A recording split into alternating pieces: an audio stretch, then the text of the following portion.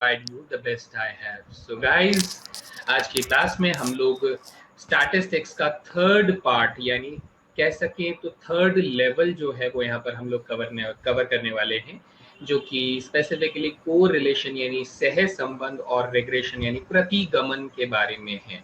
तो इस टॉपिक को हिंदी में क्या कहा जाता है बेटा? इस टॉपिक को हिंदी में कहा जाता है सह संबंध कहा जाता है, और क्या कहा जाता है बेटा? प्रतिगमन कहा जाता है। तो ये दो टॉपिक आज की क्लास में हम लोग बहुत अच्छे से पढ़ने वाले हैं। सो काफी इंटरेस्टिंग टॉपिक है बेटा, इसको हम लोग समझेंगे, जानेंगे कि क्या होता है। स्पेसिफिकली अगर मैं आप लोगों को बताऊं तो ये टॉपिक की खास बात क्या है कि ये टॉपिक आप लोगों ने 11th और 12th में कभी भी नहीं पढ़ा होगा। ये वाला टॉपिक 11th 12th में क्यों नहीं पढ़ा होगा बेटा? तो फिर सर हमें क्यों पूछा जा रहा है?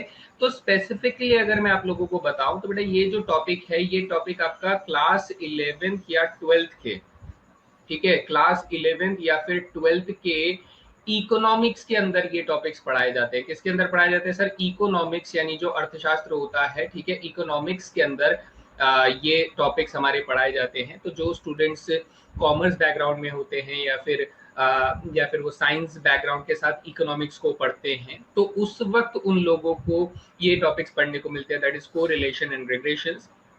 सो हमें बहुत ज्यादा डेप्थ में तो यहाँ से क्वेश्चन नहीं पूछा जाएगा, लेकिन जितना पूछा जाएगा वो हम लोग आज डेफिनेटली आज की क्लास में पढ़ने वाले हैं। काफी डिटेल में मैं आप लोगों को यहाँ पर एक्सप्लेन करूंगा, फनी एग्जांपल्स का इस्तेमाल करूंगा, और उन फनी एग्जांपल्स के थ्रू आप लोगों को ऐसा लगेगा कि सर आपने क्या ही सिखा दिया। तो बस बेटा आज आप लोगों को ये कोरिलेशन एंड रिग्रेशन इतने अच्छे से समझ में आएगा कि you can solve any kind of problem related to this type of concepts, ठीक है। So very good morning to all of you guys. हमारे साथ उमेश ध्रुव हैं, नीरज ठाकुर हैं, अक्षय शेरावत हैं। हेलो बच्चे, hello, very good morning to all of you, जय हिंद। सो शुरू करें, ठीक है। तो आज हम लोग क्या क्या पढ़ने वाले हैं वो देख लेते हैं। आज की क्लास में हम लोग देखने वाले हैं सर वेरिएंस को एक बार और अच्छे से देखेंगे, स्टैंडर्ड डेविएशन का तो आप लोगों को मालूम है कि अंडर द रूट वेरिएंस होता है। देन इसके साथ साथ हम लोग कोवेरिएंस के बारे में बात करेंगे, सह प्रसरण यानी कोरिलेशन कोएफिशिएंट यानी कि आपका जो सह संबंध गुणांक होता है, रिग्रेशन कोएफिशिएंट यानी कि प्रतिगमन गुणांक जो होता है, लीनियर रिग्रेशन यानी कि रैखिक प्रतिगमन, ये हम लोग यहाँ पर पूरा टॉपिक कवर करेंगे। सो मजेदार टॉपिक है बेटा। नाम सुनने में ऐसे लग रहे हैं कि हाँ कुछ एटॉमिक बॉम्ब्स के नाम है, जैसे कोरिलेशन कोएफिशिएंट, रेग्रेशन कोएफिशिएंट, लेकिन ये उतने भी भयानक नहीं है जितने एटॉमिक बॉम्ब्स होते हैं। तो आसान है, जस्ट आप लोगों को बेसिक डेफिनेशन समझना है और उस डेफिनेशन के साथ साथ मेरी बातों को सुनना है, ठीक है। तो मेरी बातों पर पूरा फोकस होना चाहिए आप लोगों का। वेरी गुड मॉर्निंग सूरज बच्चे, very good morning.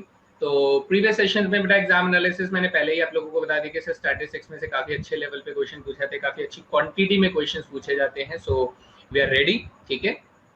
And recap की अगर बात करें तो प्रीवियस क्लास में बेटा हम लोगों ने मेजर्स ऑफ डिस्पर्शन की बात करी थी, जिसमें मीन डेविएशन के बारे में हम लोगों ने देखा था। तो मीन डेविएशन का फॉर्मूला क्या था कि अगर मैं mean deviation about the mean निकालता हूं तो सर वो sigma F multiply X minus X bar यानी डेविएशन का total sum divided by sigma F, हम लोगों ने ये पढ़ा था, ये हमारा मीन डेविएशन का फॉर्मूला था। वही mean deviation about the median अगर निकालते हैं तो sir sigma F times of X minus M का डेविएशन निकालने के बाद सिग्मा एफ से डिवाइड कर देंगे। So these are two types of mean deviations, ठीक है। रेंज बहुत ही वर्स्ट मेथड मैंने आप लोगों को बताया था कि हाँ रेंज जो है सबसे घटिया मेथड होता है मेजर ऑफ डिस्पर्शन करने का। स्टैंडर्ड डेविएशन और वेरिएंस बेटा काफी हद तक मैंने आपको वेरिएंस का फॉर्मूला जो बताया था वो मैंने कहा था कि sir sigma X square upon में एन करके माइनस सिग्मा एक्स अपॉन में एन का होल स्क्वायर कर देना, तो that will be the variance, ठीक है। और स्टैंडर्ड डेविएशन क्या था sir? Standard deviation basically under the root variance था, अंडर द रूट वेरिएंस था। और लास्ट में हम लोगों ने सीवी के बारे में क्या बात किया था सर? सीवी के बारे में हम लोगों ने बात किया था कि स्टैंडर्ड डेविएशन और जो मीन होता है सर इसका परसेंटेज वैल्यू अगर हम लोग निकाल देंगे तो that will be the CV, that is coefficient of variation. Now coefficient of variation किस लिए यूज होता था बेटा? ये कंपैरिजन करने के लिए यूज होता था कि डेटा हमारा कौन सा ज्यादा डिस्पर्स्ड है, कौन सा लेस डिस्पर्स्ड है, कौन ज्यादा फैला हुआ है, कौन कम फैला हुआ है, ये बताने के लिए हम लोगों ने ये सारी चीजें पढ़ी थी। तो आई होप आप लोगों को छोटा मोटा एक रिविजन यहाँ पर हो गया होगा कि सर ये सारी चीजें हम लोगों ने डेफिनेटली पढ़ी थी। तो शुरू करें भाई। वेरिएंस का फॉर्मूला है, देखिए चकाचक एकदम, मैंने कहा था कि ये वाला फॉर्मूला याद करना है अगर डिस्क्रीट डेटा है, और ये वाला फॉर्मूला अप्लाई करना है व्हेनेवर आपका फ्रीक्वेंसी डेटा है। तो हमें ये वाला फॉर्मूला और ये वाला फॉर्मूला यूज नहीं करना है, बिकॉज बेटा ये थोड़ा कैलकुलेटिव हो जाता है, ज्यादा लेंदी कैलकुलेशन ये हमें करके देता है। सो ये तो हम लोगों ने कल की क्लास में पढ़ ही लिया था। एंड स्टैंडर्ड डेविएशन आप लोग जानते ही हैं, that is under the root variance होता है, सो उसमें कुछ नया नहीं है। हमें शुरू कहां से करना है सर? हमें शुरू करना है कोवेरिएंस से। कोवेरिएंस यानी कि सर ये सह प्रसरण। तो वेरिएंस तो था सर प्रसरण, लेकिन कोवेरिएंस क्या हो जाता है बेटा? कोवेरिएंस हो जाता है सह प्रसरण। अब मैं आपको बताता हूं कि जैसे मैंने आपको कहा कि सर ये वाला फॉर्मूला, कोवेरिएंस के दो फॉर्मूले हैं, ठीक है, और ये डिस्क्रीट डेटा के ऊपर ही है, तो आपको ये वाला फॉर्मूला नहीं लगाना है, आपको ये वाला फॉर्मूला अप्लाई करना है, बिकॉज कंपैरेटिवली ये वाला इजी होगा। ये वाला क्या होगा? लेस कैलकुलेटिव होगा। कैसा होगा बच्चे? ये वाला फॉर्मूला जो होगा लेस कैलकुलेटिव होगा, और ये वाला फॉर्मूला कैसा होगा? मोर कैलकुलेटिव होगा, यानी कि आप लोगों को ज्यादा कैलकुलेशन करनी पड़ेगी इस वाले फॉर्मूले के कंसेप्ट से। और नीचे वाला फॉर्मूला अगर आप लगाएंगे तो सर ये लेस कैलकुलेशन करनी पड़ेगी। सर समझ में नहीं आया बेटा? समझ में अगर अब आपको ये कोवेरिएंस को समझने के लिए आपको एक बेसिक सा एग्जांपल लेकर चलना पड़ेगा, ठीक है? तो एग्जांपल क्या लेते हैं? एग्जाम्पल हम लोग ये लेते हैं कि सर मान लीजिए हम लोगों ने किसी क्लास में कुछ बच्चों की हाइट को बेटा एक्स ऑब्जर्वेशन कह दिया, और उनके वेट को मैंने क्या कह दिया बेटा? उनके वेट को मैंने वाई ऑब्जर्वेशन कह दिया। तो so we have now two variables, that is one is X variable, another one is Y variable. तो हमने कहा सर 5 बच्चों की हाइट को हम लोगों ने जब नोट डाउन किया, तो हमने कहा सर एक बच्चे की हाइट 60 सेंटीमीटर थी, एक बच्चे की हाइट हमारे पास 58 सेंटीमीटर थी, एक बच्चे की हाइट सर 63 सेंटीमीटर थी, एक बच्चे की हाइट कितनी थी सर? 68 सेंटीमीटर थी, एक बच्चे की हाइट सर कितनी थी? 71 सेंटीमीटर थी। तो हम लोगों ने 5 बच्चों के हाइट लिख दी है। फिर हमने कहा सर वेट 60 सेंटीमीटर वाले बच्चे का जो वेट था वो कितना सर? 41 केजी था, और 58 वाले का कितना वेट था सर? 42 केजी निकला। 63 वाले का कितना वेट निकला सर? उसका वेट हमारे पास 51 केजी निकला। 68 सेंटीमीटर वाले का वेट कितना निकला सर? 59 केजी निकला। 71 सेंटीमीटर वाले का वेट कितना निकला सर? इसका वेट निकला सपोज करो 65 केजी निकला। तो हम लोगों ने ऐसे करके वेट और हाइट दोनों का एक डेटा डिस्ट्रीब्यूशन बना दिया, that is known as raw data. इसमें कुछ खास इंफॉर्मेशन नहीं है, this is a raw data, discrete data है। अब अगर मैं आपसे ये कहूं कि सर मैं वेरिएंस चाहूं तो एक्स वेरिएबल का निकाल सकता हूं, मैं वेरिएंस चाहूं तो वाई वेरिएबल का निकाल सकता हूं, लेकिन जब हम दो तरीके के, इसको हम लोग क्या कहते हैं बेटा? इसको हम लोग कहते हैं बाई वेरिएट डेटा। क्या बोलते हैं? बाई वेरिएट डेटा बोलते हैं। क्या बोलते हैं बच्चा लोग? बाई वेरिएट डेटा बोलते हैं, यानी कि दो वेरिएबल वाला डेटा, टू वेरिएबल डेटा। तो जब हम लोग बाई वेरिएट डेटा की बात करते हैं, दो वेरिएबल डेटा की बात करते हैं, तो हम लोग क्या निकाल के देते हैं सर? कोवेरिएंस यानी सह प्रसरण निकाल कर देते हैं। क्या निकाल कर देते हैं बच्चा? सह प्रसरण निकाल कर देते हैं। तो आपको इसका फॉर्मूला देखो कैसे याद करना है, मेरी बात को समझना बेटा। जब आप इस तरीके से देखते हो चीजों को, तो आप लोगों को याद करने वाली जो मेहनत होती है ना, उससे आप लोग बच जाते हो। हाउ? जैसे बेटा आप लोग वेरिएंस ऑफ एक्स का फॉर्मूला अगर लिख रहे होते, तो आप क्या करते हो बेटा? आप सिग्मा एक्स का स्क्वायर लिखते हो, अपॉन में एन लिखते हो, माइनस सिग्मा एक्स अपॉन में एन का होल स्क्वायर लिखते हो। क्या आप लोग इस चीज को ऐसे लिख सकते हो बेटा? सिग्मा एक्स स्क्वायर को आप लोग क्या ऐसे लिख सकते हो कि सर ये सिग्मा एक्स इंटू एक्स लिखा हुआ है, तभी तो एक्स स्क्वायर लिखा हुआ है। क्या आप इस वाली चीज को ऐसे लिख सकते हो कि सर ये सिग्मा एक्स अपॉन एन का स्क्वायर तो है ही, इसे मैं ऐसे लिख सकता हूँ कि sir sigma X upon N multiply sigma X upon N. क्या मैं इसे इस पूरे फॉर्मूले को ऐसे रीराइट कर सकता हूँ? हाँ या नहीं में जवाब देंगे बेटा, जल्दी से बताइए। I am waiting for your comments.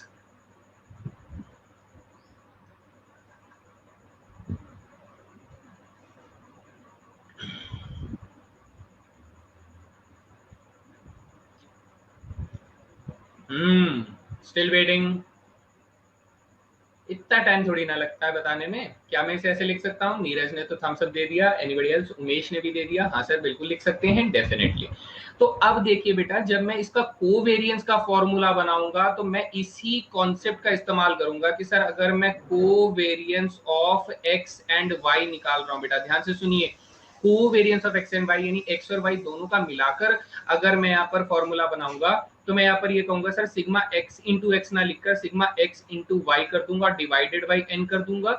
और यहां पर मैं क्या कर दूंगा सर, यहां पर मैं सिग्मा एक्स अपॉन में एन तो रहेगा और इसके साथ में सिग्मा वाई अपॉन में एन कर दूंगा। Now this becomes your new formula for covariance of x and Y. बजाओ ताली बच्चा, जल्दी से बताइए, अगर समझ में आ गया है तो बजाओ ताली। चलिए, I am waiting for your comments. बात समझ में आ गई कि सर फॉर्मूला तो बड़ा आसान सा फॉर्मूला है, it is very very easy kind of formula.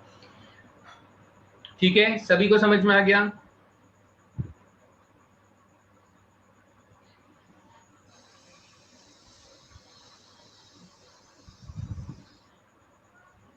चलिए, बहुत बढ़िया है ना। तो फॉर्मूला याद हो गया कि सर इसको हम लोग फॉर्मूले को, कोवेरियंस के फॉर्मूले को याद अगर नहीं करना पड़े तो हम लोग इस तरीके से, अंडरस्टैंडेबल तरीके से हम लोग इसको बना सकते हैं कि सर वो कोवेरियंस के फॉर्मूले को कोवेरियंस में हम लोगों ने कन्वर्ट किया, लेकिन स्मार्टली कन्वर्ट किया। So this is the formula जो मैं आप लोगों को बता रहा था, that is sigma X Y upon में N, that is sigma X upon में N multiply sigma Y upon में एन। अब आपको ये फॉर्मूला याद भी हो गया है। हाँ, अब मैंने जो ये एग्जाम्पल आप लोगों का लिया ना बेटा, ये जो एग्जाम्पल लिया है, this example is really really really very calculative. क्योंकि बेटा ऑब्वियस सी बात है, आप खुद से सोचो ना, आप 60 सेंटीमीटर को 41 से मल्टीप्लाई करोगे तब आपके पास एक और कॉलम बनेगा एक्स वाई का।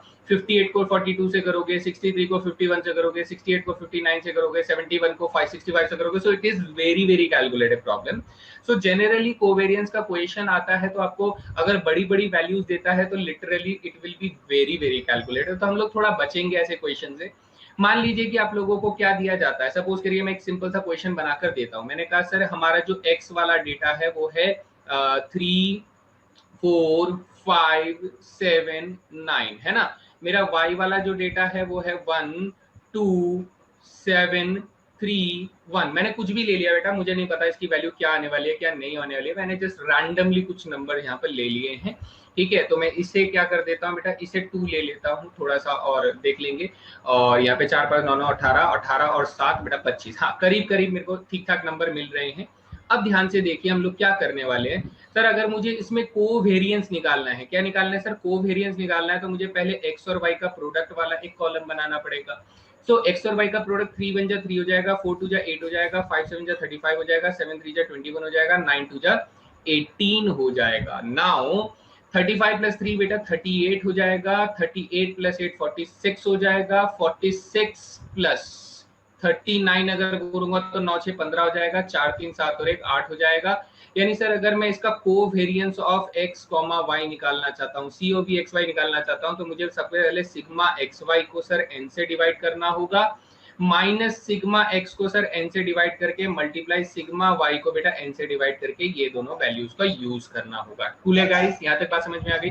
सो according to this now sigma X Y sir हमारे पास 85 आता है and there are 5 items in the list. ठीक है, माइनस सिग्मा एक्स कितना हो जाएगा सर, सिग्मा एक्स मुझे 25 दिखाई दे रहा है तो 25 अपॉन में 5 आ जाएगा, मल्टीप्लाई सिग्मा वाई मुझे कितना दिखाई दे रहा है बेटा 15 दिखाई दे रहा है, तो इसे मैं 5 से डिवाइड कर दूंगा। सो यहाँ से कितना आ जाएगा सर, 5 1 जा 5 एंड 5 7 जा, ठीक है 17 पंजे 85 होता है, माइनस बेटा ये 5 5 जा हो जाएगा, ये 5 3 जा हो जाएगा, तो 15 आ जाएगा and you will get your answer as 2। बताइए सभी को समझ में आ गया? इज दैट क्लियर बच्चा लोग?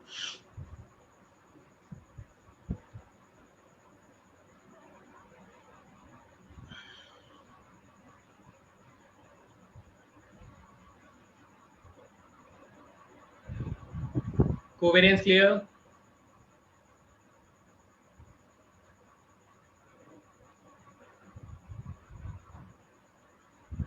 सिग्मा एक्स 28 आ रहा है क्या? 4 3 7 7 14, 14 5 19 और हाँ 28 आ रहा है बेटा, 28 आ रहा है ना। तो हम लोग यहाँ पे थोड़ा सा कैलकुलेशन एरर अगर मैंने गलती से कर दिया तो ये 28 आ रहा है बेटा, 28 आ रहा है तो यहाँ पर कितना हो जाएगा, लेट मी चेक। 28 आ रहा है तो ये बन जाएगा बेटा 5.6 हो जाएगा। तो 5.6 इंटू में 3 करूंगा तो हमारे पास कितना आ जाएगा सर, 3 6 18 आ जाएगा और 3 5 15, 16.8 आ जाएगा। कितना आ जाएगा, 16.8 आ जाएगा। So now your answer will be 0.2। तो हमारा आंसर कितना हो जाएगा, 0.2 हो जाएगा। This will be the covariance. ठीक है, तो सिग्मा एक्स हमारा 28 आ रहा है। ठीक है बेटा, बिल्कुल। एवरीबॉडी क्लियर बेटे, सभी को समझ में आ गया?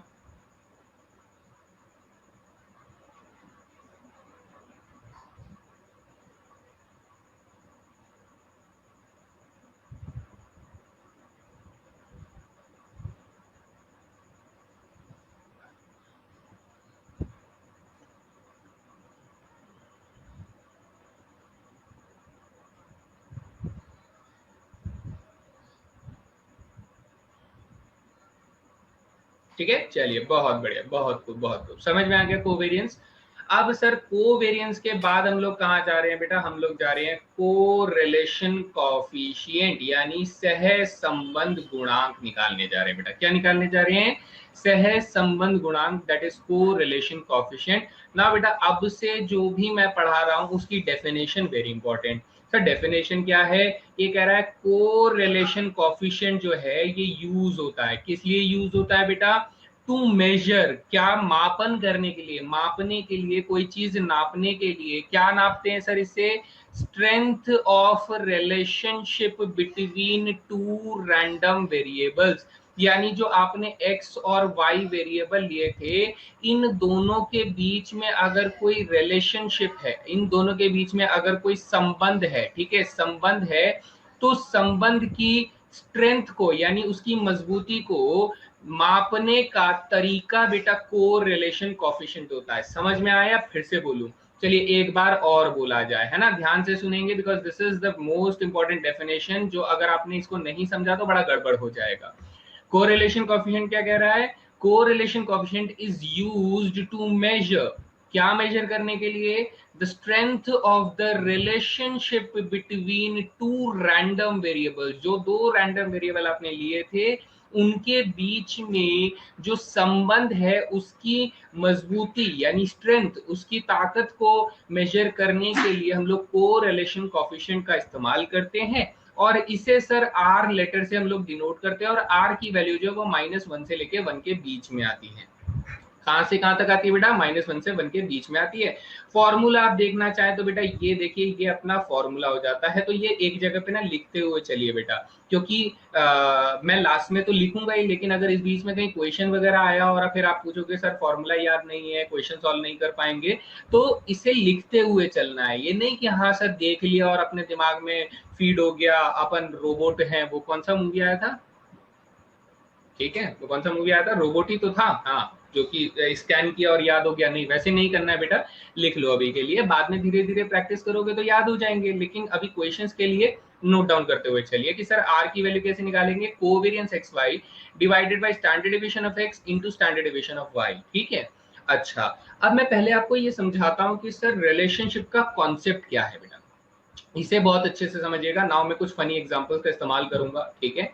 तो हम लोग किसके बारे में बात करें बेटा, रिलेशनशिप, ठीक है, किस तरीके के रिलेशनशिप, रिलेशनशिप टाइप्स, ठीक है बेटा। तो ये रिलेशनशिप वैसा वाला रिलेशनशिप नहीं, डिस्टेंस लॉन्ग डिस्टेंस रिलेशनशिप या फिर कुछ ऐसा वैसा वाला नहीं बेटा, ठीक है, वापस आ जाओ मैथ्स में, आ जाओ मैथ्स में, दूर नहीं जाना ज्यादा। तो हम लोग एक तरीके के बेटा 3 तरीके के रिलेशनशिप के बारे में बात करेंगे। One is called positive relationship, another is called negative relationship and third one is called no relationship, ठीक है बेटा। तो हम लोग कुछ एग्जांपल लेते हैं, जैसे बच्चे मैं आपको एक एग्जांपल लेता हूँ, पहला एग्जांपल मैं लेता हूँ एक बहुत ही घमंडी कंपनी के बारे में हम लोग बात करेंगे, ठीक है। तो वो क्या है, जैसे सपोज कीजिए हमने एक खास फोन के बारे में सुना है, ठीक है, दैट इज आईफोन, ठीक है। और वो आईफोन कौन है बेटा, आईफोन अभी जैसे फोन अगर निकालता है तो आप लोग अच्छे से जानते हो, आईफोन अपने साथ साथ अपने चार्जर को क्या करता है बेटा, वो चार्जर को अलग से खरीदने के लिए बोलता है, ऐसा ही कुछ बोलता है ना, अगर मैं गलत नहीं हूं तो आईफोन क्या करता है, आईफोन अपने चार्जर को अलग से खरीदने के लिए बोलता है। तो मैं ये कहूंगा कि भाई आप में से कोई अगर आईफोन खरीदता है, ठीक है, अगर कोई आप में से आईफोन खरीदता है तो बेटा आईफोन का करोगे क्या, एक दिन में वो फोन बंद हो जाएगा, अगर चार्जर नहीं खरीदोगे तो दिक्कत आ जाएगा, ठीक है, चार्जर नहीं खरीदोगे तो दिक्कत आ जाएगा। तो हमने कहा सर अगर मैं यहाँ पर आईफोन को मेजर कर रहा हूँ कि आईफोन कितने बिक रहे हैं, तो यहाँ पर मैं क्या मेजर कर रहा हूँ बेटा, चार्जर्स को मेजर कर रहा हूँ कि चार्जर कितने बिक रहे हैं, ठीक है। तो हम मैं ये कहूंगा बेटा जैसे जैसे आप लोग आईफोन की गणना बढ़ती रहेगी, जैसे जैसे आईफोन ज्यादा बिकते रहेंगे तो साथ साथ बेटा उसके चार्जर भी तो बिकते रहेंगे ना, गलत तो नहीं बोल रहा बेटा। तो इसका ग्राफ जो होता है ये कुछ ऐसे इंक्रीजिंग ग्राफ बनाता है, कैसा ग्राफ बनाता है बेटा, इंक्रीजिंग ग्राफ बनाता है, ऐसे करके इंक्रीजिंग ग्राफ ये बनाता है कि जैसे जैसे बच्चे आप लोगों का, जैसे जैसे आप लोगों का आईफोन बिकता रहेगा वैसे वैसे आप लोगों का चार्जर भी बिकता रहेगा। तो ये एक तरीके का इंक्रीजिंग ग्राफ, ऐसे करके इंक्रीजिंग ग्राफ बनाता है, कैसा बेटा, इंक्रीजिंग ग्राफ बनाता है, because more iPhone sold more charger will be sold, less iPhone sold, less charger will be sold. तो इसका मतलब ये हुआ कि ये बेटा पॉजिटिव रिलेशनशिप है। कैसा बेटा? पॉजिटिव रिलेशनशिप, यानी कि आईफोन और उसके चार्जर के बीच में कैसा रिलेशनशिप है? पॉजिटिव रिलेशनशिप है। ये बात सभी को समझ में आई कि नहीं आई? जल्दी से बताइए। Is that clear everybody? Any doubts?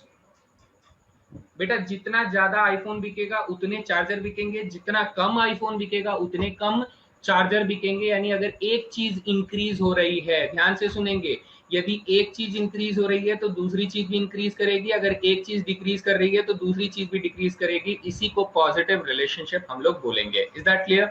तो one type of relationship is clear कि सर एक चीज बढ़ेगी तो दूसरी भी बढ़ेगी, एक चीज कम होगी तो दूसरी को भी कम ही होना पड़ेगा। ना what is second type of relationship? बेटा सेकंड टाइप ऑफ रिलेशनशिप के लिए हम लोग लेकर आते हैं बेटा एयरटेल और जियो को लेकर आते हैं। किसको लेकर आते हैं बेटा? एयरटेल और जियो के बीच में बात करवाते हैं। दोनों के जो हमारे कंपनी के सीईओ हैं उनके बीच में लड़ाई करवाते हैं। ठीक है, तो हमने कहा कि सर यहाँ पर हम लोगों ने जियो के सिम बिकने की बात करी और यहाँ पर बेटा एयरटेल के सिम बिकने की बात करी। सबसे पहले हम लोग ये कंसीडर करते हैं कि प्रपोर्शनल भी बोल सकते हैं, एक हिसाब से वी कैन से प्रपोर्शनल। ठीक है, बट यहाँ पर हम लोग अभी प्रॉपर पॉजिटिव रिलेशनशिप बोलेंगे। एग्जैक्टली प्रोपोर्शनल नहीं होता है, एग्जैक्टली प्रोपोर्शनल नहीं होता है, ये बात ध्यान रखेंगे। ठीक है, हम लोग थोड़ा स्पेसिफिक इकोनॉमिक्स के लैंग्वेज में ये बात कर रहे हैं, इसलिए हम लोग पॉजिटिव रिलेशनशिप बोलेंगे। अब ध्यान से सुनिए बेटा, अब यहाँ पर क्या होता है कि भाई एयरटेल और जियो के बारे में अगर बात कर रहे हैं तो हम लोग सबसे पहले एक अजम्पशन लेते हैं। लेट अस कंसीडर कि we all have only one SIM card. We can all have only one SIM card, यानी हम लोग सिर्फ एक ही सिम कार्ड रख सकते हैं, हम लोग मल्टीपल सिम कार्ड नहीं रखते हैं। ये कंडीशन है। ठीक है, मतलब ऐसा है कि आप में से बहुत सारे बच्चे होंगे कि हो सकता है कि आपके घर में आप ही के पास दो दो फोन नंबर हो, इवन मेरे पास भी दो दो फोन नंबर हैं, एंड ऑब्वियसली बात है मेरे पास एक एयरटेल है और एक जियो है, तो मैंने दोनों रखे हुए। लेकिन फर्स्ट ऑफ ऑल हम लोग कंडीशन क्या रखेंगे? The condition is we all will have only one SIM card. तो मैं ये कहूंगा कि बेटा या तो आप कंपनी के हिसाब से एयरटेल का सिम खरीदोगे या तो आप जियो का सिम खरीदोगे। तो अगर मेरी पूरी पॉपुलेशन सिम कार्ड खरीदने पहुंच जाती है तो वो या तो एयरटेल का खरीदेगी या तो जियो का खरीदेगी। तो इसमें क्या होगा कि अगर एयरटेल के सिम ज्यादा बिक रहे हैं तो जियो के सिम क्या हो जाएंगे बेटा? जियो के सिम कम बिक रहे होंगे, जियो के सिम कम बिक रहे होंगे। अगर एयरटेल के सिम थोड़े और कम बिकने शुरू होते हैं तो इसका मतलब जियो के सिम ज्यादा बिक रहे होंगे। अगर एयरटेल के सिम कम बिक रहे हैं तो धीरे धीरे बेटा जियो के सिम ज्यादा बिक रहे होंगे। तो इसका ग्राफ कैसा होता है बेटा? इसका ग्राफ हमेशा डिक्रीजिंग ग्राफ होता है। कैसा ग्राफ होता है? डिक्रीजिंग ग्राफ होता है। तो इस केस में बेटा क्या होगा? अगर एक चीज बढ़ रही है तो दूसरी चीज कम हो रही होगी, और इस तरह के रिलेशनशिप को हम लोग नेगेटिव रिलेशनशिप कहते हैं। कैसा रिलेशनशिप बेटा? नेगेटिव रिलेशनशिप कहते हैं। यही कॉन्सेप्ट है बेटा। ठीक है, नेगेटिव रिलेशनशिप संबंध जो है इनका उल्टा है, नेगेटिव है।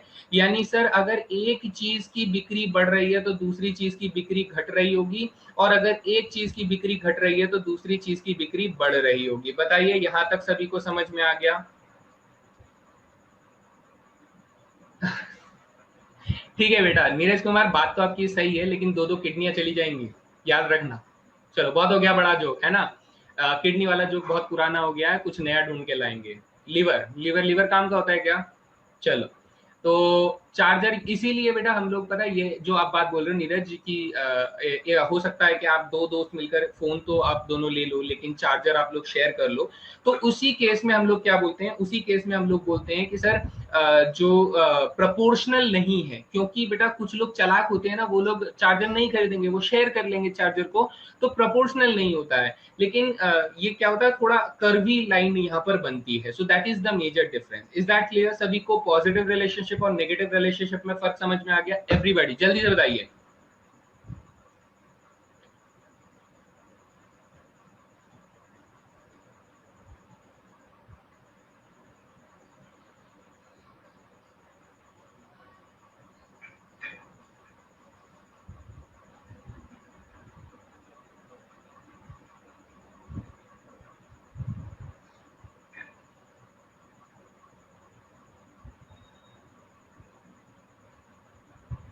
ठीक है, यहां तक अच्छे से बात समझ में आ गई?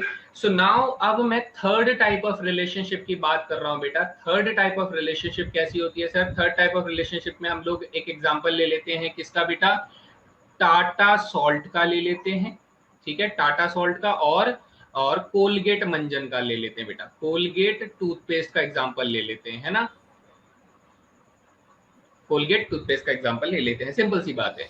तो अब मैं आपसे ये कहूंगा कि सर अगर मैं इस वाली ग्राफ में टाटा सॉल्ट की बिक्री को लिखता हूं, इस वाली ग्राफ में टाटा सॉल्ट की बिक्री को लिखता हूं, और इस वाली ग्राफ में मैं कोलगेट के टूथपेस्ट के सेलिंग को यहाँ पर मैं मेंशन करता हूं, तो भाई सीधी सी बात है, मान लो मैं शिवम कुमार को और सूरज राउत को एग्जांपल लेकर चलते हैं, ठीक है, एग्जांपल लेकर चलते हैं कि भाई शिवम कुमार को नमक खरीदना है, शिवम कुमार को नमक खरीदना है, तो देर आर 50-50% चांसेस कि उनको शायद से कोलगेट भी खरीदना हो, शायद से कोलगेट ना भी खरीदना हो, ठीक है। अगर अगर मान लो यहाँ पे सूरज को कोलगेट खरीदना है, तो देर आर 50-50% चांसेस कि हो सकता है उन्हें टाटा सॉल्ट खरीदना हो या फिर ना खरीदना हो। सो it is not about surety कि हमें अगर कोलगेट खरीदना है तो टाटा सॉल्ट खरीदना है, नहीं खरीदना है, पक्का नहीं है। टाटा सॉल्ट खरीदना है तो कोलगेट खरीदना है, नहीं खरीदना है, पक्का नहीं है। तो इसमें कोई स्पेसिफिक काइंड ऑफ लाइन नहीं बनती है, यानी हो सकता है कि किसी साल कोलगेट की बिक्री हुई है तो टाटा सॉल्ट की भी बहुत सारी बिक्री हुई है, कोलगेट की भी बिक्री हुई है, टाटा सॉल्ट की भी बिक्री हुई है। हो सकता है किसी साल पे कोलगेट की बहुत बिक्री हुई है लेकिन टाटा सॉल्ट की बिक्री नहीं हुई है। हो सकता है किसी साल पे टाटा सॉल्ट की बिक्री हुई है लेकिन कोलगेट की बिक्री नहीं हुई है। किसी साल में बेटा कोलगेट और टाटा सॉल्ट दोनों की बिक्री करीब करीब सेम जैसी हुई है। तो इसमें ना एक ऐसा डेटा बनता है जिसमें डॉट्स जो रहेंगे ना, जो फिलिंग रहेंगे, जो ऑब्जर्वेशन रहेंगे, वो कहीं पर भी होंगे। इस तरीके का एक डिस्पर्स्ड डेटा बनेगा। कैसा डेटा बनेगा? ऐसा डेटा बनेगा। और इस डेटा को हम लोग क्या बोलते हैं बेटा? इस डेटा को हम लोग बोलते हैं नो रिलेशनशिप। इनके बीच में कोई संबंध नहीं होता है, इनके बीच में कोई संबंध नहीं होता है। अगर कोई बढ़ रहा है तो दूसरे के घटने बढ़ने दोनों के चांसेस होते हैं, और अगर कोई बढ़ रहा घट रहा है तो दूसरे के भी घटने और बढ़ने के दोनों के चांसेस होते हैं। So it does not have any kind of relationship between these type of products. यहां तक बात किसी को कोई भी मन में सवाल, शंका, दुविधा उठ रही है तो प्लीज पूछेंगे बच्चे, जल्दी से बताइए।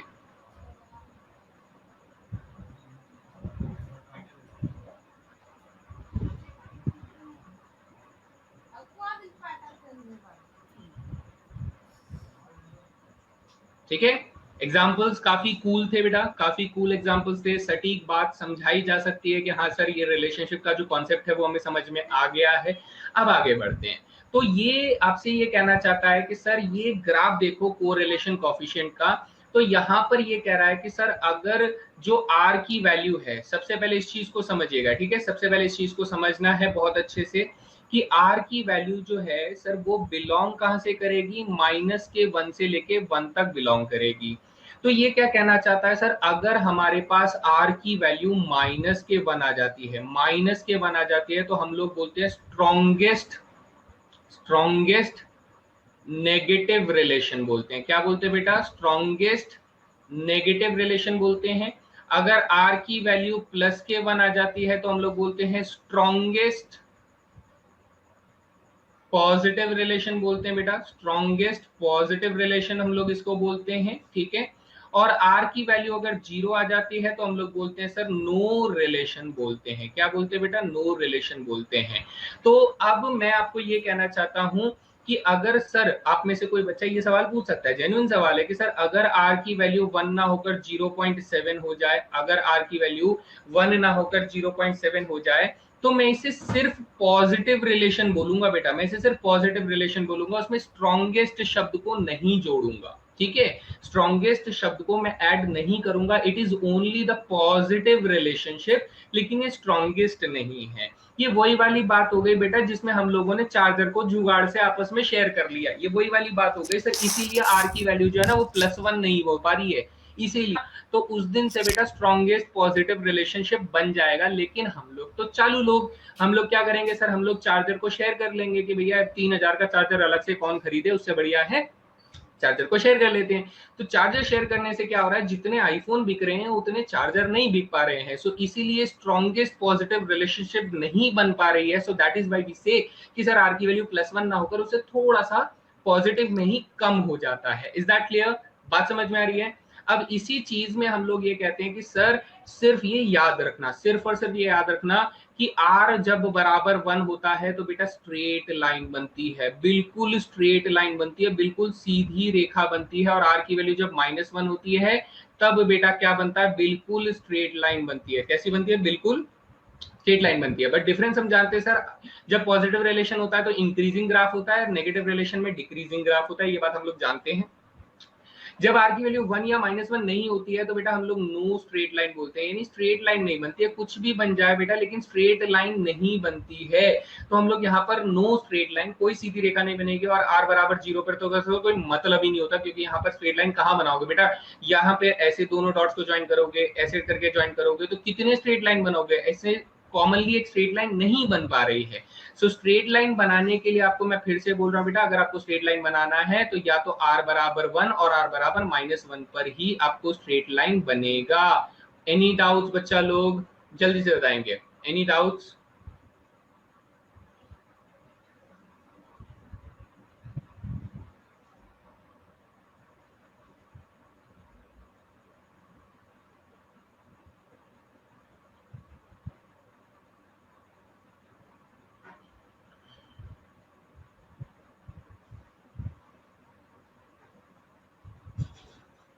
ठीक है, चलिए बहुत बढ़िया, वेरी गुड वेरी गुड।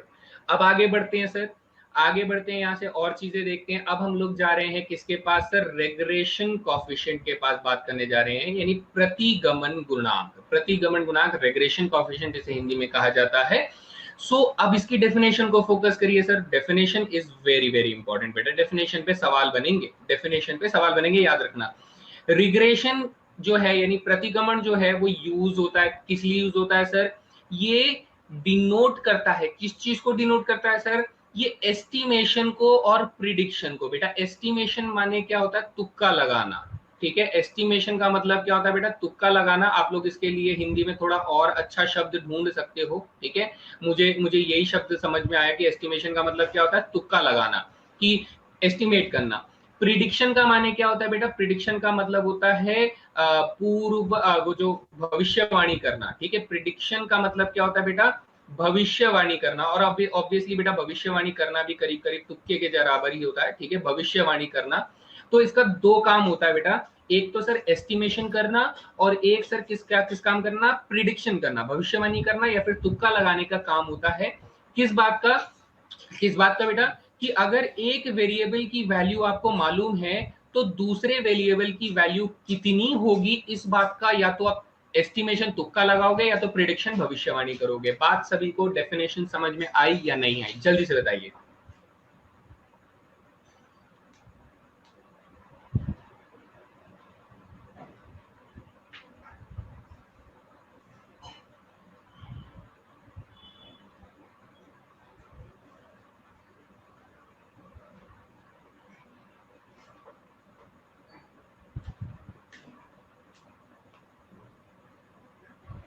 ठीक है, चलिए अब देखिए बेटा, बीइंग स्टैंडर्ड डेविएशन जो होते हैं वो स्टैंडर्ड डेविएशन एक्स और स्टैंडर्ड डेविएशन वाई आप लोग निकालना जानते हो, जो हम लोगों ने प्रीवियस क्लास में देखा था कि स्टैंडर्ड डेविएशन यानी मानक विचलन को कैसे निकालते हैं, चाहे वो एक्स का हो चाहे वो वाई का हो, you can actually find the values of standard deviation.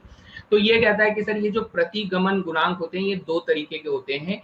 एक होता है बेटा जिसे हम लोग बी एक्स वाई लिखते हैं, और एक होता है बेटा बी वाई एक्स लिखते हैं। बी एक्स वाई को क्या बोलते हैं बेटा, बी एक्स वाई को बोलते हैं रिग्रेशन कॉफिशिएंट। बेटा ये रिग्रेशन कॉफिशिएंट को मैं छोटे में लिख रहा हूँ, आरसी लिख रहा हूँ, ठीक है। Regression coefficient of X on Y बेटा, ऑफ एक्स ऑन वाई। और बी वाई एक्स का मतलब क्या हो गया सर, ये हो गया regression coefficient of Y on X. बेटा ये अब सर इसका मतलब समझाओ कि इसका मतलब क्या होता है। इसका मतलब ये होता है बेटा कि मान लो कि मैं regression coefficient of X on Y मतलब बोलना चाहता हूं कि सर अगर मैं एक्स की वैल्यू पता करना चाहता हूं, मेरी बात को ध्यान से सुनिएगा, अगर मैं एक्स की वैल्यू को पता करना चाहता हूं तो मुझे वाई की वैल्यू पहले पता होनी चाहिए। तो ये कहता है कि सर y की वैल्यू को देखकर अगर मैं x की वैल्यू पता करना चाहता हूं तो प्रिडिक्शन ये होगा। इसमें कहता है कि सर अगर मैं x की वैल्यू को देखकर y की वैल्यू को पता करना चाहता हूं तो जिसका प्रिडिक्शन ये होगा। इसको थोड़ा ऐसे समझने की कोशिश करते हैं, कैसे सर, यहाँ पर आइए, इस वाले में आइए कि जब मुझे पता था कि सर इस वाली कंडीशन में, ध्यान से सुनिए बेटा, इस वाली कंडीशन में एयरटेल और जियो की कंडीशन में हम लोग इसको समझने की कोशिश करते हैं कि what it is actually trying to से।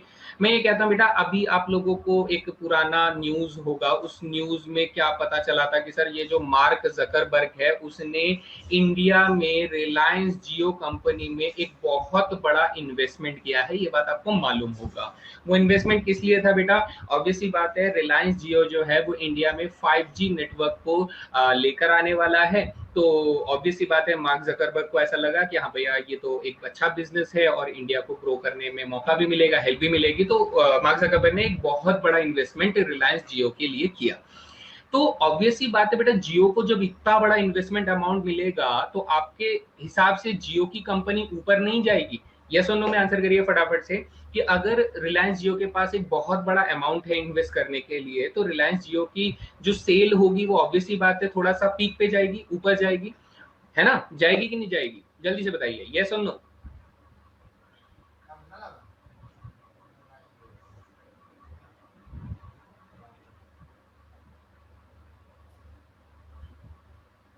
यस। अब सीधी सी बात है, ये खबर को सुन के एयरटेल कंपनी के सीईओ की रात की नींदें उड़ी होंगी कि नहीं उड़ी होंगी? अब ये भी है सोनो में बताओ फटाफट, है ना? कि भाई सीधी सी बात है, अगर जियो कंपनी ने इतना बड़ा इन्वेस्टमेंट कर दिया है तो एयरटेल कंपनी के सीईओ को प्लेन की टिकट कटवा लेनी चाहिए कि भैया अब इंडिया में हमारा दाना पानी बंद होने वाला है, जियो कंपनी पूरा मोनोपोली यहाँ पर पकड़ने वाला है, तो एयरटेल की नींदें उड़ जाएंगी।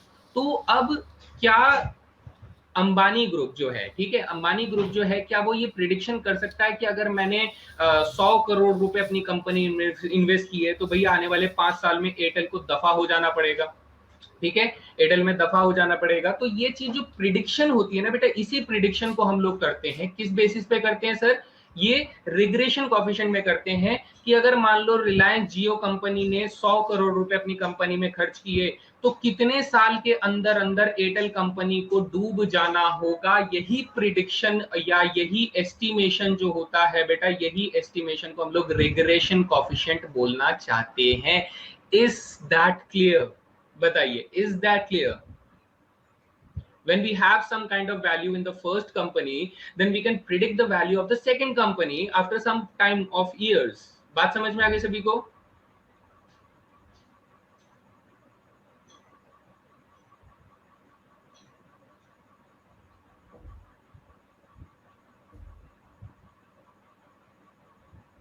ठीक है, तो फॉर्मूलों की लिस्ट है बेटा, यहाँ पर फॉर्मूले देख लो, फॉर्मूलों की लिस्ट है, कॉपी कर लो कि सर फॉर्मूले समझने का तो कुछ नहीं है, अब ये जहां से भी आए हैं जैसे भी आए हैं कॉपी में लिख डालने का है ना, फॉर्मूला छोड़ना एक भी नहीं है बेटा, क्योंकि इन्हीं फॉर्मूले से हम लोग क्वेश्चंस को यूज करेंगे। But what is more important कि सर हमें इनकी डेफिनेशन, इनका मतलब समझ में आना चाहिए। जब तक हम लोग मतलब नहीं समझेंगे, so we can not actually solve the problems asked in the India exam. ठीक है बच्चा लोग, एवरीबॉडी क्लियर? बात अच्छे से समझ में आ गई? ठीक है, as like Virat and Rohit, yes. ठीक है, बात समझ में आ गई सभी को? चलिए आगे बढ़ते हैं। तो ये फॉर्मूले आप लोगों ने नोट डाउन कर लिए होंगे कि सर बी एक्स वाई कैसे निकालेंगे एंड बी वाई एक्स कैसे निकालेंगे। अब इसमें एक नोट और लगा लो बेटा, ये नोट बहुत इंपॉर्टेंट बात है कि सर जो आर की वैल्यू है, आर की वैल्यू जो आएगी, R that is the regression coefficient, से पहले हम लोगों ने क्या पढ़ा सर? कोरिलेशन कॉफिशिएंट पढ़ा। क्या पढ़ा? कोरिलेशन कॉफिशिएंट पढ़ा। आर की वैल्यू, बी एक्स वाई की वैल्यू और बी वाई एक्स की value all have same sign. यानी ये कहना चाहता है कि सर अगर मेरे पास, ध्यान से सुन लीजिए बेटा, this is really important, really important, बहुत काम आने वाला है कि सर अगर मेरे पास आर पॉजिटिव है तो इसका मतलब बी एक्स वाई भी पॉजिटिव होगा, और इसका मतलब सर बी एक्स वाई नहीं, बी वाई एक्स भी पॉजिटिव ही होगा। ये कहता है कि सर अगर आर की वैल्यू, इफ आर की वैल्यू बेटा, इफ आर की वैल्यू नेगेटिव है तो इसका मतलब बी एक्स वाई और बी वाई एक्स दोनों के दोनों कैसे होंगे बेटा? नेगेटिव होंगे। यानी ऑल हैव सेम साइंस, इन सबका अगर ये तीनों या तो पॉजिटिव होंगे या तो ये तीनों नेगेटिव होंगे, they don't have different different science. तो ये नोट इज इंपॉर्टेंट बेटा, ये याद रख लेना, ठीक है? ये फॉर्मूला ही वेरीफाई करता है कि इन तीनों की सेम साइन होने चाहिए, बिकॉज बेटा स्टैंडर्ड डिविजन एक्स और स्टैंडर्ड डिविजन वाई तो कभी नेगेटिव हो नहीं सकते, तो दे आर पॉजिटिव। तो जो साइन बेटा आपका आर का होगा वही साइन बी एक्स वाई का होगा, जो साइन आपका आर का होगा वही साइन बेटा बी वाई एक्स का होगा। कॉमन सेंस वाली बात है, फॉर्मूले से आप लोग इस बात को अप्रोच कर सकते हो, ठीक है। So not, it's not a very big deal. तो इस बात को हम लोग थोड़ा सा ध्यान रखेंगे इस चीज को। चलिए आगे बात करते हैं सर। यहाँ से बात समझ में आ गई है तो रिग्रेशन कॉफिशिएंट में बेटा यहाँ पर हम लोगों ने जो दो फॉर्मूले पढ़े, हमने कहा कि सर अगर मैं बी एक्स वाई को बी वाई एक्स से मल्टीप्लाई करता हूँ तो इस बी एक्स वाई का formula into B x Y का फॉर्मूला वाई एक्स का फॉर्मूला अगर आप लोग मल्टीप्लाई करोगे, सो यू विल से that this standard deviation of Y will cancel out standard deviation of Y and standard deviation of X will cancel out standard deviation of X. तो हम लोगों को क्या मिलेगा sir, B x Y multiply B Y X का जो product होगा, B Y X का जो प्रोडक्ट होगा वो आर के स्क्वायर के बराबर आ जाएगा। So according to this we will get this result. This result is really really important बेटा, ये रिजल्ट भी अपना अभी के अभी नोट डाउन कर लो। इज दैट क्लियर बेटा? बात सभी को समझ में आ गया? ये रिलेशन को भी नोट डाउन कर लो फटाफट से।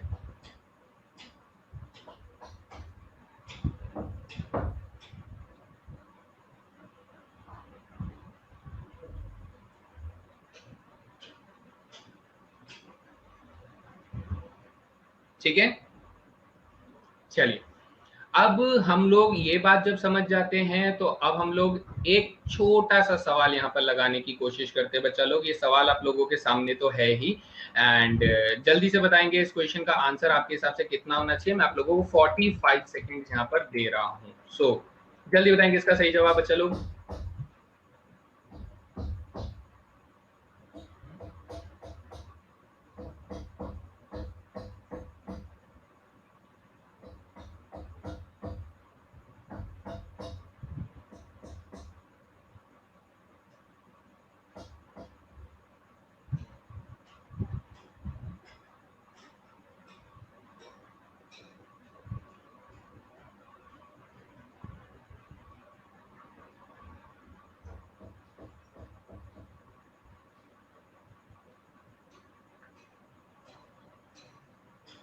ओके बच्चे मेरी बात ध्यान से नहीं सुनते हैं, इसी बात का बहुत दुख होता है मुझे, बहुत इतना दुख होता है कि पूछो ही मत, इतना दुख होता है।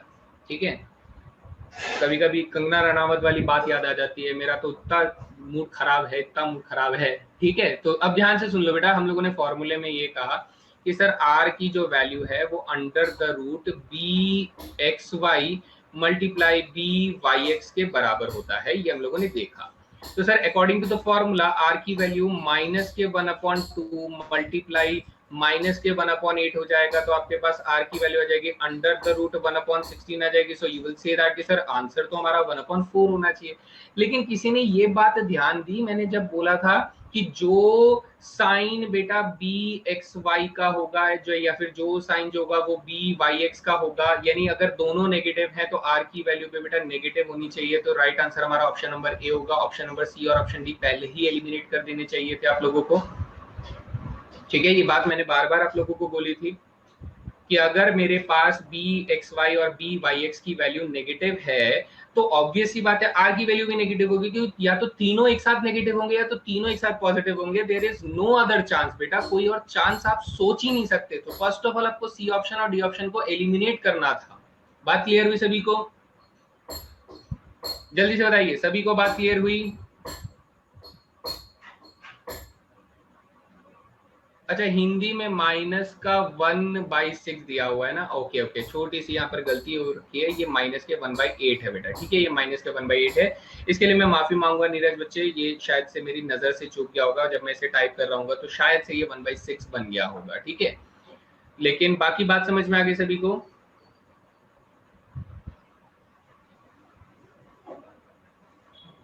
हाँ, हिंदी में क्वेश्चन गलत है, मैंने शायद से जल्दबाजी में गलत यहाँ पर वैल्यूज को यूज कर लिया है, टाइपिंग करते हुए थोड़ा सा गलत हो गया होगा, बट समझ में आ गया है ना? Is that clear? ठीक है, ये बात ध्यान रखना है कि सर तीनों की वैल्यू एक साथ नेगेटिव होगी या तो तीनों की वैल्यू एक साथ पॉजिटिव होगी, नथिंग एल्स। चलिए बात क्लियर हो गई। तो सर ये अब हम लोग जा रहे हैं रिग्रेशन लाइन में। ठीक है, ये 3/2 अच्छा ये भी तो 3/2। अच्छा ये दो क्वेश्चंस हो गए बच्चे लोग, अच्छा ये दो क्वेश्चंस मिक्स हो गए हैं बच्चे, ये दो क्वेश्चंस मिक्स हो गए हैं। एक सवाल आपका कौन सा था, बी वाई एक्स बराबर इतना और बी एक्स वाई बराबर इतना, एक सवाल ये था और दूसरा सवाल बेटा ये वाले थे, वजह से दोनों क्वेश्चन मिक्स हो गए। हाँ, दो क्वेश्चन मिक्स हो गए। आपको बात समझ में आ गई कि दो सवाल हो गए बेटा। अब अगर मुझे इस हिंदी वाले के लिए अगर क्वेश्चन सॉल्व करना पड़े तो मैं आर की वैल्यू कैसे निकालूंगा बेटा, मैं आर की वैल्यू निकालूंगा माइनस के 3/2 इंटू में माइनस के 1/6 निकालूंगा। सो यू विल से दैट कि सर 3 2 जा 6 हो जाएगा, तो अब आपका आंसर माइनस के 1/2 आने वाला होगा। अगर मैं हिंदी वाले से इस क्वेश्चन को निकालूं, so your answer should B minus के 1/2 होना चाहिए, और अंग्रेजी वाले के लिए आपका आंसर कितना होना चाहिए सर, माइनस के 1/4 होना चाहिए। क्लियर है? So there are two questions. तो आपको बात समझ में आ गई, हिंदी वालों के लिए आंसर माइनस 1/2 हो जाएगा और इंग्लिश वालों के लिए आंसर माइनस के 1/4 हो जाएगा। ठीक है, बात क्लियर हो गई सभी को? -1/2 बेटा, फिर से बोलूंगा -1/2, क्योंकि यहाँ पर ये माइनस दिया हुआ है, सूरज राउत माइनस दिया हुआ है, तो हम लोग माइनस का 1/2 यूज करेंगे, ना कि पॉजिटिव का 1/2। ठीक है बच्चे, चलिए आगे बात करते हैं सर। अब हम लोग जा रहे हैं रिग्रेशन लाइन यानी प्रतिगमन रेखा के बारे में। तो बेटा प्रतिगमन रेखा को ना मैं कैसे समझाता हूं आप लोगों को, इसको कहते हैं बेटा, स्पेसिफिकली अगर मैं इसे एक शब्द में बोलूं प्रतिगमन रेखा को, तो इसे कहा जाता है बेटा बेस्ट फिट लाइन बोला जाता है। इससे ज्यादा आप लोगों को समझने की जरूरत नहीं है बेटा, बेस्ट फिट लाइन से ज्यादा आप लोगों को समझने की जरूरत नहीं है। लेकिन डेफिनेशन को अगर हम लोग फॉलो करें तो ये कहता है the square of the deviation is least, यानी कि यहाँ पर मैक्सिमम मिनिमा का कुछ कॉन्सेप्ट हम लोग लगाते हैं। प्रूफ कुछ नहीं करने वाले हम लोग, पक्का कुछ प्रूफ नहीं करने वाले हैं, लेकिन हाँ यहाँ पर एक मैक्सिमम मिनिमा का कॉन्सेप्ट लगता है कि जो भी डेविएशन आ रहे हैं उसके स्क्वायर को हमें लीस्ट करना है। लीस्ट माने मिनिमम करना है। तो इस तरह से बनने वाली लाइन को हम लोग क्या बोलते हैं बेटा, बेस्ट फिट लाइन बोलते हैं, और उसी को हम लोग क्या बोलते हैं बेटा, रिग्रेशन लाइन बोलते हैं। क्या बोलते हैं? रिग्रेशन लाइन बोलते हैं, प्रतिगमन रेखा बोलते हैं। अब इसे समझिएगा बेटा, इसे समझना बहुत जरूरी है कि सर ये जो लिखे हुए हैं ये दोनों फॉर्मूले, इसे हम लोग याद करें या ऑन द स्पॉट बना लें।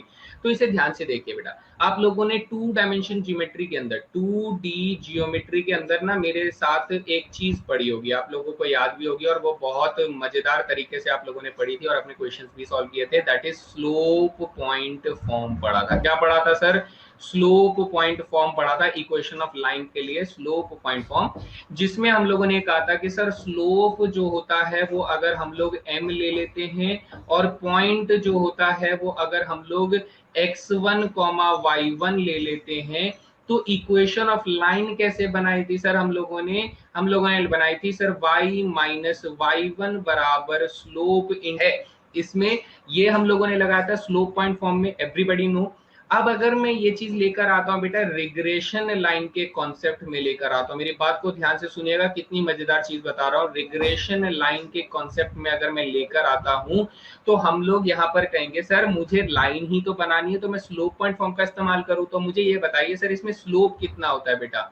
स्लोप बेटा इसमें आपका हो जाएगा या तो बी एक्स वाई हो जाएगा, या तो स्लोप कितना हो जाएगा, या तो स्लोप आपका बी वाई एक्स हो जाएगा। जो हम लोगों ने अभी जो रिग्रेशन कॉफिशिएंट्स जो ढूंढे थे वो हमारे क्या हो जाते हैं बेटा, वो स्लोप हो जाते हैं। क्या हो जाते हैं? That now works as that their behavior is actually looking like a slope of the regression line। तो अब हमारे स्लोप क्या हो जाते हैं, या तो bxy हो जाएगा या तो byx हो जाएगा। Now what should be the point sir, इस बार पॉइंट हमारा कौन हो जाएगा, पॉइंट हो जाएगा सर दोनों वेरिएबल के मीन्स हो जाएंगे, यानी x बार y बार हो जाएगा, और यहाँ पर भी पॉइंट कौन हो जाएगा सर, ये मेरा पासिंग पॉइंट हो जाएगा, x बार y बार हो जाएगा। So when you take the regression line of x on y, ठीक है, जब आप of x on y ढूंढते हैं, यानी कि bxy जब आप ढूंढ रहे होते हैं, x on y जब आप ढूंढ रहे होते हैं, तो उस वक्त बेटा आप x वेरिएबल को यहां रखोगे, that is x minus x बार इधर रखोगे, और स्लोप इनटू में बेटा y माइनस y बार कर दोगे। जब आप y on x ढूंढ रहे होते हो तो बेटा y माइनस y बार को इधर रखोगे, और इधर बेटा बी वाई एक्स को मल्टीप्लाई करके x माइनस एक्स बार कर दोगे। So now this are the equations of regression line. बताइए बात सभी को समझ में आ गई या अभी भी कोई डाउट है?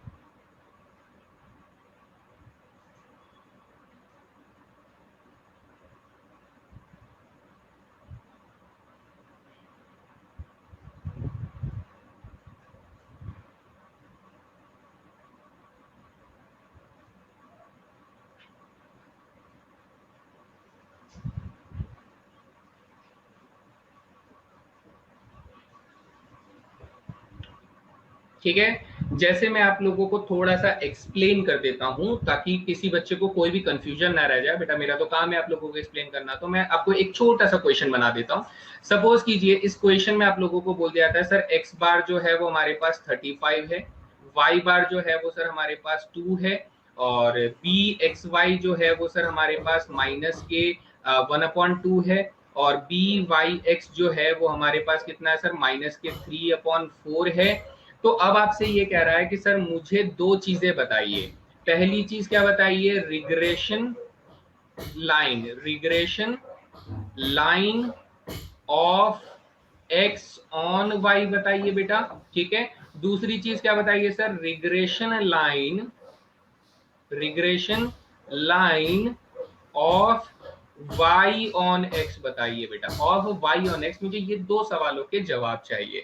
तो सर जब हम regression line of x on y ढूंढ रहे होंगे, ऑफ x ऑन y यानी ऑफ x ऑन y जब मैं ढूंढ रहा हूंगा तो मैं ये कहूंगा सर मैं यहाँ पे x माइनस एक्स बार कर दूंगा। तो x बार कितना दिया हुआ है सर, x बार मुझे 35 दिया हुआ है, यानी x का जो मीन है वो सर 35 दिया है, x माइनस एक्स बार बराबर बी एक्स वाई का इस्तेमाल करूंगा तो माइनस के 1/2 इस्तेमाल करूंगा, और इनटू में y माइनस वाई बार यानी y माइनस 2 कर दूंगा। So now after simplification you can create a simple equation of line that is 2x बराबर माइनस के y प्लस के 2 एंड प्लस के 35, यानी कि आपके पास कितना आ जाएगा बेटा, नहीं 70 हो जाएगा, नहीं ये 70 प्लस 2 करेंगे तो दैट विल बी 72 हो जाएगा। कितना हो जाएगा बच्चे लोग यहाँ पर 72 हो जाएगा। So this will be the equation of regression line on X of X on Y. ठीक है सर, इस टॉपिक में थोड़ा कोवेरियंस निकालने में समय लग सकता है, बाकी इजी है, हाँ ऑलमोस्ट इजी है। ये कोवेरियंस को निकालने में कैलकुलेशन प्रॉब्लम होती है थोड़ी सी। And in the next later stage बेटा regression line of y on x अगर आप ढूंढोगे तो ऑफ y ऑन x आपको ढूंढना है बेटा, ऑफ y ऑन x आपको ढूंढना है। तो आप लोग y की वैल्यू में से y बार को माइनस करोगे तो y माइनस 2 हो जाएगा, और इक्वल्स टू बेटा माइनस के 3/4 को इस्तेमाल करके x माइनस 35 कर दोगे। तो यू विल से दैट कि सर 4 से मल्टीप्लाई करके you will create some kind of data that is 4y बराबर आपके पास कितना जाएगा माइनस के 3x आ जाएगा। ये हो जाएगा 105 और प्लस 8 कर दूंगा तो बेटा प्लस के 113 आ जाएगा। This is the required equation of the regression line of y on x। बताइए यहाँ तक किसी को कोई सवाल?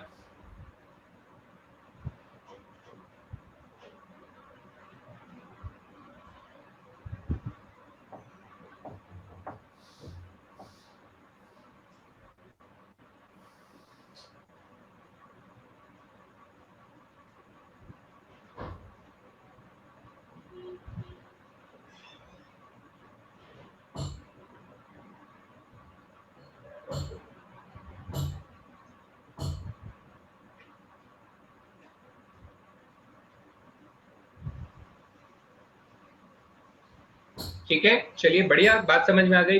तो सर इसके बाद हमारा क्वेश्चन टाइम ही है क्या? ये देखिए एक सवाल यहाँ पर काफी सिंपल सा क्वेश्चन है, 2017 में ये सवाल पूछा गया था, it's a previous year question. तो मैं उम्मीद करता हूँ कि आप लोग इस क्वेश्चन का आंसर कर पाए, अच्छे से कर पाए, बिकॉज आसान क्वेश्चन तो है बेटा, ऑब्वियस सी बात है ना। चलिए देखते हैं इस क्वेश्चन के लिए मैं आप लोगों को बेटा 60 सेकंड्स का टाइम दे रहा हूँ। Take your time and solve the problem as soon as possible guys. चलिए 75 देते हैं ना, 75 सेकंड्स आप लोगों को मिलते हैं इस क्वेश्चन के लिए, सॉल्व करने की कोशिश करें।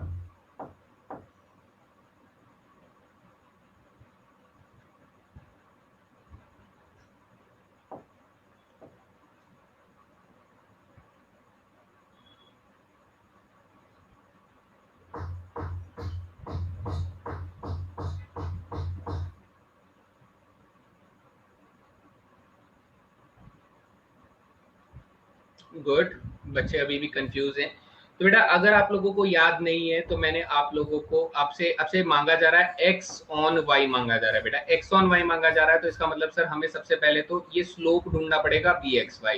अब bxy आपको याद है बेटा हम लोग कैसे निकालते थे, हम लोग निकालते थे r multiply standard deviation of x divided by standard deviation of y, ऐसे करके निकालते थे। तो sir standard deviation of x हमें ये दिया हुआ है, स्टैंडर्ड डेविएशन ऑफ y हमें ये दिया हुआ है, r की वैल्यू सर ये दी हुई है, यानी आधे से ज्यादा चीजें तो हमें ऑलरेडी दी गई हैं सर। तो वैल्यू का इस्तेमाल करें बेटा। हमने कहा सर r की वैल्यू 0.8 दिया हुआ है, स्टैंडर्ड डेविएशन ऑफ x हमें 3 दिया हुआ है, स्टैंडर्ड डेविएशन ऑफ y हमें 12 दिया हुआ है, तो 3 4 जा 12 हो जाएगा, 4 से कैंसिल आउट करूंगा तो बेटा 0.2 हो जाएगा, यानी सर स्लोप की वैल्यू कितनी आ गई, 0.2 आ गई। तो 0.2 देखते ना मेरे मन में ख्याल आता है और a और b को काटने का दिल कर जाता है। क्या मैं सही हूँ? ए और बी को काटने का दिल कर जाता है, क्यों? क्योंकि सर इसमें 0.2 तो होना चाहिए था ना, स्लोप थोड़ी ना गायब हो जाएगा बेटा इक्वेशन में से, स्लोप तो रहेगा ही रहेगा, हमेशा रहेगा, है ना, स्लोप आपका रहेगा।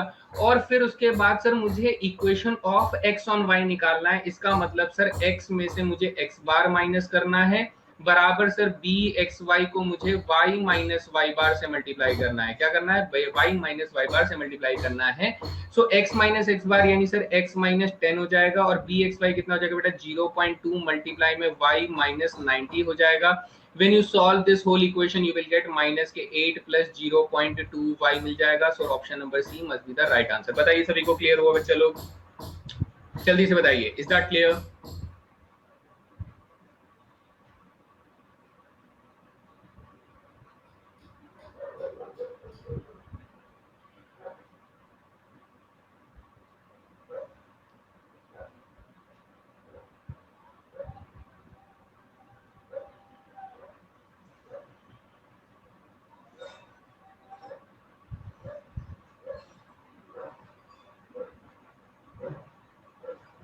ठीक है, बढ़िया, कूल है गाइस, कूल है, कूल है, कूल है, वेरी गुड। एंड इसके बाद बेटा ये एक सवाल और आपको पूछा रहा है, 2017 में ही रिग्रेशन कोएफिशिएंट में फर्स्ट एग्जामिनेशन में ये पूछा गया था, तो इसका आंसर भी देने की कोशिश करे जनता पूरे जोश के साथ। मैं अगेन आप लोगों को 75 सेकेंड दे रहा हूं, देखते हैं इस क्वेश्चन को कौन टैकल कर सकता है।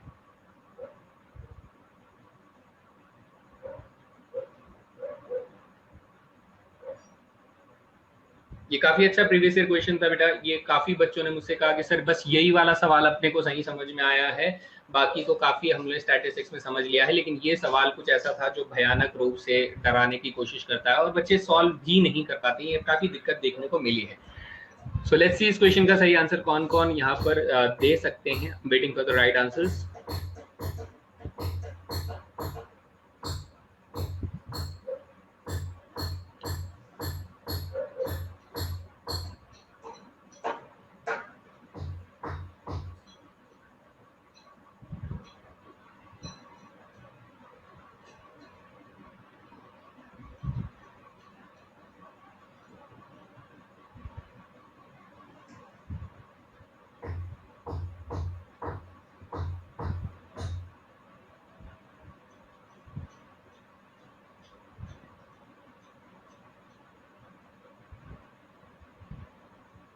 Okay, very good Shivam and Adarsh, very good, very good. चलिए अब सॉल्व करें इसको। तो बेटा मेरा टारगेट क्या है, इस क्वेश्चन को पहले मैं रीराइट कर लेता हूँ फ्रेश पेज में, क्योंकि यहाँ बहुत जगह कम हो जाएगी। तो हमारे पास 4y माइनस 15x प्लस 410 बराबर 0 है, कितना है? 4y माइनस 15x प्लस 410 बराबर 0 है। और यहाँ पर दूसरी इक्वेशन कितनी है सर? दूसरी इक्वेशन हमारे पास 30x माइनस 2y माइनस 825 बराबर 0 है। 30x माइनस 2y प्लस 810 बराबर 0 है, 8 माइनस 825 बराबर 0 है, मैंने गलत लिख दिया। सो दिस इज माइनस 825 बराबर 0 है। अब ध्यान से सुनेंगे यहाँ पर कि अगर मैं यहाँ से बेटा y की वैल्यू निकालूंगा तो यू विल से दैट कि सर ये 15x जो है इसके अपॉन में 4 आ जाएगा, और ये माइनस के 410 अपॉन में 4 आ जाएगा। और अगर मैं यहाँ से x की वैल्यू निकालूंगा तो आप कहेंगे सर ये 2y जो है इसके अपॉन में 30 आ जाएगा, और माइनस माइनस प्लस हो जाएगा तो 825 के अपॉन में 30 आ जाएगा। अब आप लोग जानते हो कि बेटा यहाँ से एक स्लोप, अगर ये इक्वेशन ऑफ लाइन ही है तो y बराबर एम एक्स प्लस सी रहता है, तो सर ये जो है ये बी वाई एक्स जो है मुझे 15 अपॉन में 4 दिया हुआ है, और ये जो 2 अपॉन में 30 है बेटा ये मुझे बी एक्स वाई दिया हुआ है, तो ये 2 अपॉन में 30 हो जाएगा स्लोप इंटरसेप्ट फॉर्म में से, है ना, स्लोप इंटरसेप्ट फॉर्म में से मैं यहाँ पर ढूंढ लूंगा। एंड देन उसके बाद मैं ये कहूंगा कि सर आर की वैल्यू ढूंढने का तरीका क्या था सर, इन दोनों नंबर्स को प्रोडक्ट करके अंडर रूट निकाल देने का फॉर्मूला था ना बेटा, कि सर ये 15 अपॉन में 4 मल्टीप्लाई 2 अपॉन में 30 कर दूंगा, so we will get our answers. तो 15 2 जा 30 हो जाएगा बेटा, तो अंडर रूट में 1 अपॉन 4 बचेगा, और 1 अपॉन 4 यानी सर 1 अपॉन 2 दे देगा। So right answer for this question is option number B. बताइए बच्चा लोग, क्लियर हुआ या नहीं हुआ, जल्दी से बताएंगे।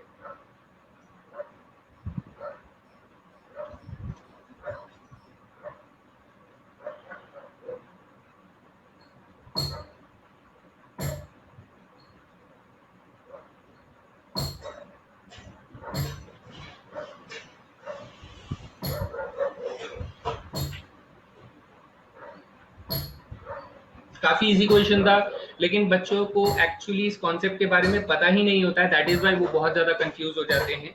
बट हाँ, बच्चों ने अप्रोच किया, ये मुझे बहुत अच्छा लगा, और आंसर भी काफी बच्चों के सही आए हैं। भाई तारीफ के काबिल हैं ये बच्चे जिन्होंने इसका सही जवाब दिया है। लेट्स सी कौन कौन है। शिवम, नीरज, आदर्श एंड ध्रुव। क्या बात है बेटा, आपके लिए मेरी तरफ से पर्सनल वाली क्लैपिंग। वेरी गुड बेटा, आपने बिल्कुल एक बहुत ही बेहतरीन सवाल को अपनी सूझबूझ के साथ सही से सॉल्व किया है, एंड दिस इज मतलब तारीफ ही करने वाली बात है बेटा, और कुछ है ही नहीं। सो वेरी गुड बेटा, कीप इट अप। इस तरह के क्वेश्चंस जो है, अगर आपकी अंडरस्टैंडिंग तैयार हो चुकी है तो आप बड़े प्यार से इन क्वेश्चंस को सॉल्व कर सकते हैं। You just need some basic formulas जो मैंने आप लोगों को शेयर किए हुए हैं, ठीक है। सो फटाफट से मैं बेटा एक क्विक रिवीजन आप लोगों को दे देता हूं, जिसमें मैं पूरा फॉर्मूला शीट बना देता हूं, ताकि आप बच्चे जो हैं वो फॉर्मूले को लेकर बार बार पूरा घूमते ना रहें, और यहाँ से सभी फॉर्मूले को एक जगह पे नोट डाउन करते हुए चले। तो सबसे पहले सर हम लोगों ने वेरिएंस का फॉर्मूला देखा था, यानी वेरिएंस ऑफ एक्स अगर मैं लिख रहा हूं तो सर ये सिग्मा एक्स स्क्वायर अपॉन में N minus sigma X upon में एन का होल स्क्वायर हमारे पास था। दूसरा फॉर्मूला सर हम लोगों ने देखा था covariance of X comma Y का देखा था। तो इसके लिए फॉर्मूला क्या बनाया था sir, sigma X Y upon में N minus sigma X upon में N multiply sigma Y upon में एन, हम लोगों ने ये फॉर्मूला बनाया था। नेक्स्ट सर थर्ड नंबर पे हम लोगों ने रिग्रेशन कॉफिशिएंट नहीं, सॉरी रिग्रेशन कॉफिशिएंट नहीं, कोरिलेशन कॉफिशिएंट के बारे में बात करी थी। तो कोरिलेशन कॉफिशिएंट कितना था sir, covariance of x Y को निकालकर sir standard deviation of x multiply standard deviation of y से हम लोग कोरिलेशन कॉफिशिएंट को निकालते थे। और इसी के बाद हम लोगों ने ये कहा कि सर अगर मुझे रेग्रेशन कॉफिशिएंट्स निकालने हैं तो बी एक्स वाई को कैसे निकालते सर, बी एक्स वाई को r multiply standard deviation of x divided by standard deviation of y. और इसी के साथ पांचवा फॉर्मूला, अगर मुझे बी वाई एक्स निकालना है तो बेटा r multiply standard deviation of y divided by standard deviation of x से हम लोग निकालेंगे, इस तरीके से निकालेंगे। नेक्स्ट सेट ऑफ फॉर्मूले में हम लोगों को ये समझ में आया कि सर जब मैंने चौथे और पांचवें फॉर्मूले को एक साथ रखा तो आर की value sir under the root में B x Y multiply B Y X के साथ प्रोडक्ट करने पर आ रही थी, इस तरह की वैल्यू आ रही थी। And last but not the least बेटा, इसके अंदर हम लोगों ने सातवां फॉर्मूला जो देखा था बेटा वो रिग्रेशन लाइन के बारे में देखा था, जिसमें हम लोगों ने कहा था sir X minus X bar कैसे लिखा था बेटा, x minus X bar will be equal to B x Y multiply Y minus Y bar था।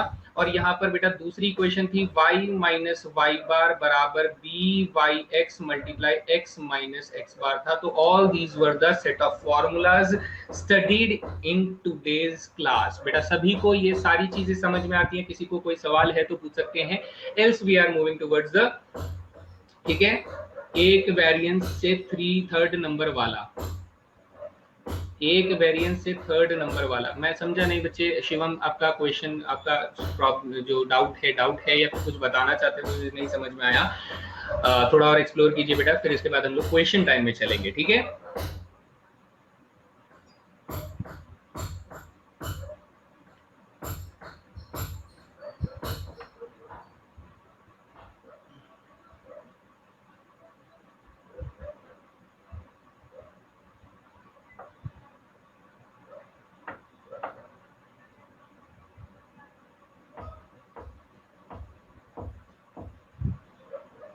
Standard deviation x multiply standard deviation y root under variance x। हाँ वो वैसे लिख सकते हैं, पर वो तो कॉमन सेंस है बेटा, वो कॉमन सेंस है, ठीक है, एक वेरिएंस है, ठीक है, हाँ समझ में आ गया, वो कॉमन सेंस है बेटा। आप स्टैंडर्ड डेविएशन को under root variance x into variance y भी लिख सकते हैं, कोई प्रॉब्लम नहीं है, सिर्फ so it's a common sense. चलिए, तो यहाँ तक बात समझ में आ गई है। तो now we are heading towards the question time बेटा, तो तैयार हो जाइए आप लोग यहाँ पर क्वेश्चन के, ठीक है। So let's begin the question time. तो सबसे पहला क्वेश्चन अगर मैं यहाँ पर बात करूँ, ठीक है, तो वो क्या है बच्चे, ये रहा सबसे पहला सवाल। आराम से सोच समझकर इस क्वेश्चन का आंसर देंगे। So only 30 seconds is required to solve this problem. तो जल्दी से बताएंगे इसका सही जवाब। वेरिएंस आर वाला बेटा, आर का फॉर्मूला तुम लोगों ने डिस्कस किया था। अच्छा, क्या प्रॉब्लम है उस फॉर्मूले के अंदर, आप मुझे वो बताइए, ठीक है, फिर वी विल डिस्कस।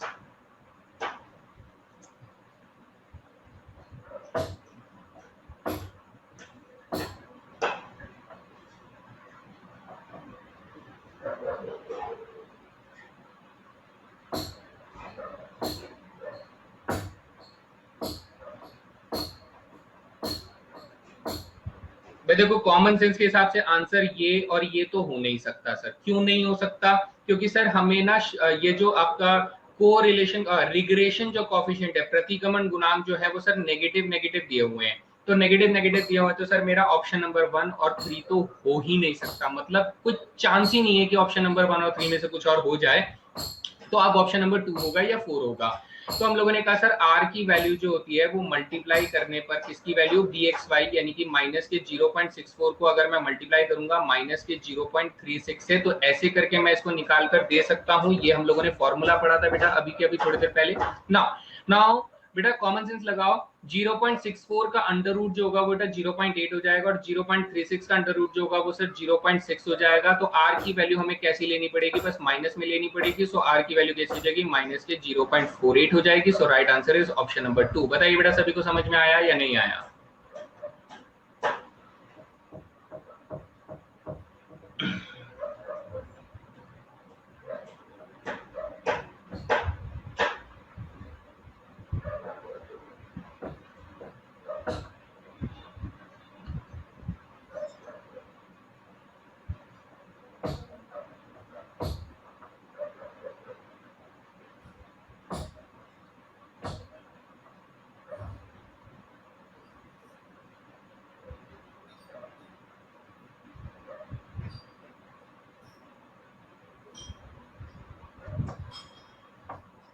जल्दी से बताएंगे बच्चा लोग।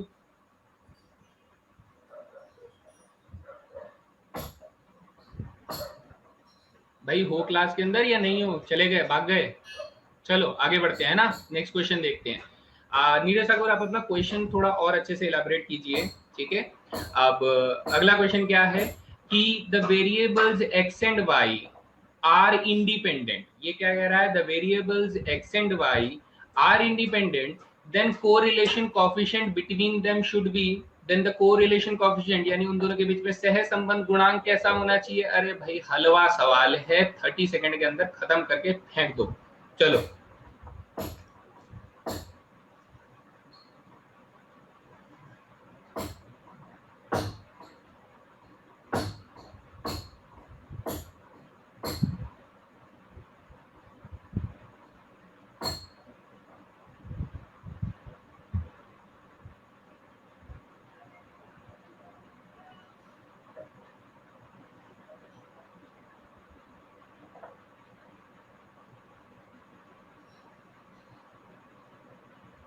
क्या हो बेटा, किसी भी बच्चे का आंसर नहीं आया? क्या हो गया? आंसर अपना 0 नहीं होना चाहिए सर।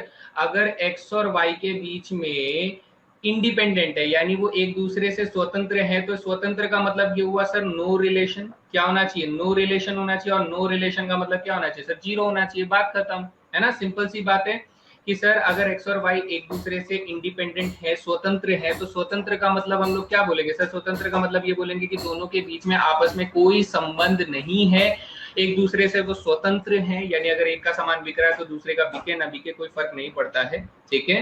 तो अपना option number 3 will be the right answer, ठीक है। चलिए नेक्स्ट क्वेश्चन क्या कह रहा है बेटा, इसे ध्यान से सुनेंगे। Now what it is saying कि sir set of bivariate observation अपने पास है such that all the values are distinct and all the observations fall on a straight line, यानी ये कह रहा है जो सभी ऑब्जर्वेशन है वो सर स्ट्रेट लाइन में आते हैं, स्ट्रेट लाइन में आते हैं।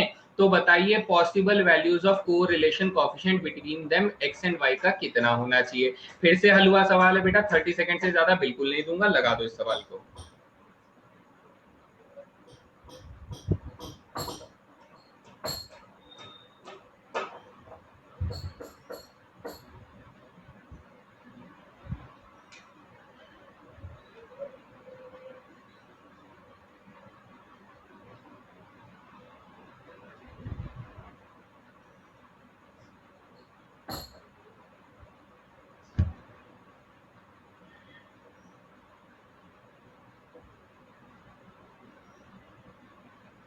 शाबाश शाबाश शाबाश शाबाश, ये हुई ना बात बेटा, ये हुई बात। अपना आंसर ऑप्शन नंबर 4 है। मैंने बार बार इस चीज को आपको डायग्राम में समझाया था कि सर जब स्ट्रेट लाइन बनेगा वो सिर्फ तभी बनेगा जब स्ट्रॉन्गेस्ट पॉसिबल रिलेशनशिप होगा या फिर स्ट्रॉन्गेस्ट नेगेटिव रिलेशनशिप होगा।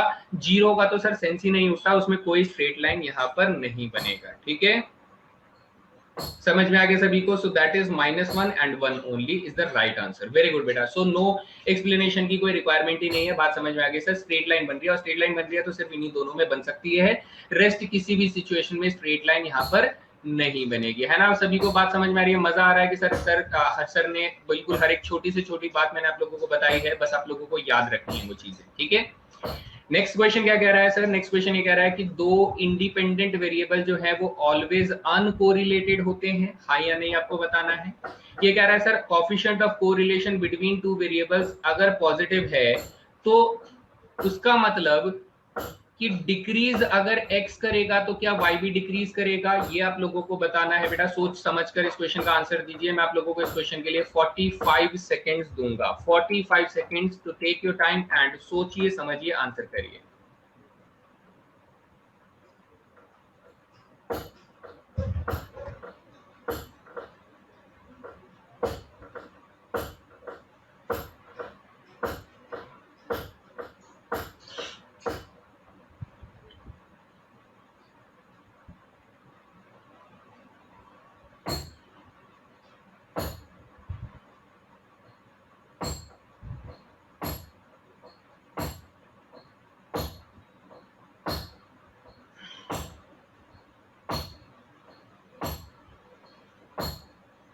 बच्चे थोड़ा सा कंफ्यूज मुझे नजर आ रहे हैं इस क्वेश्चन के लिए। ठीक है,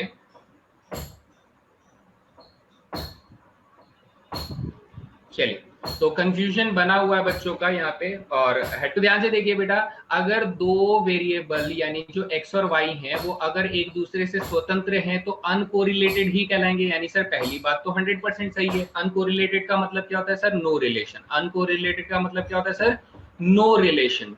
ठीक है, नो रिलेशन यानी उसका कोरिलेशन कोएफिशिएंट कैसा है सर, 0 है, अनकोरिलेटेड। ठीक है, असंबंधित, नो रिलेशन। ठीक है, फिर दूसरे स्टेटमेंट में अगर जाते तो उसने कहा कि सर अगर मेरे पास x और y के बीच में जो कोएफिशिएंट ऑफ कोरिलेशन है यानी कोरिलेशन कोएफिशिएंट है, सहसंबंध गुणांक है, अगर वो पॉजिटिव है तो मैंने कहा था सर अगर आईफोन बिका तो उसके चार्जर भी बिकेंगे, और अगर आईफोन की सेल कम हो गई तो बेटा उसके चार्जर की सेल भी ऑटोमेटिकली कम हो जाएगी।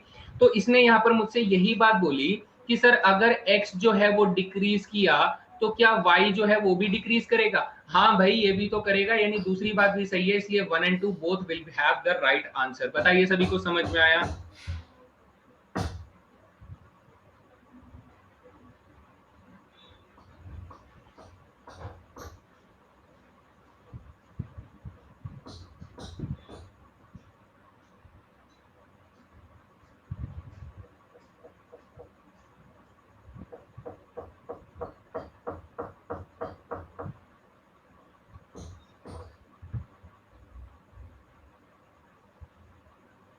ठीक है बच्चे, सभी को बात समझ में आई कि सर पॉजिटिव रिलेशनशिप में अगर एक चीज बढ़ रही है तो दूसरी भी बढ़ेगी, और एक चीज कम हो रही है तो दूसरी चीज भी कम होगी। ये बात मैंने आपको थोड़ा अच्छे से एक्सप्लेन किया था बेटा। तो ये दोनों बात सही है, इसलिए option number 3 must be the right answer. ठीक है, चलिए अगला सवाल। अगला सवाल क्या कह रहा है बेटा, अगला सवाल ये आपसे कह रहा है कि वो प्रोसेस बताइए बेटा, वो प्रोसेस बताइए जिससे हम लोग एस्टिमेट लगाते हैं, तुक्का लगाते हैं बेटा। किस बात का तुक्का लगाते हैं? एक वैल्यू, एक वेरिएबल की वैल्यू का किस बेसिस पे? दूसरे वेरिएबल की वैल्यू के बेसिस पे हम लोग तुक्का लगाते हैं, एस्टिमेशन लगाते हैं। तो उस प्रोसेस का नाम बताइए बेटा, ये प्रोसेस के बेसिस पे आप लोगों को बताना है। सो फिर से हलवा क्वेश्चन बेटा, 30 सेकेंड ओनली, बस खत्म।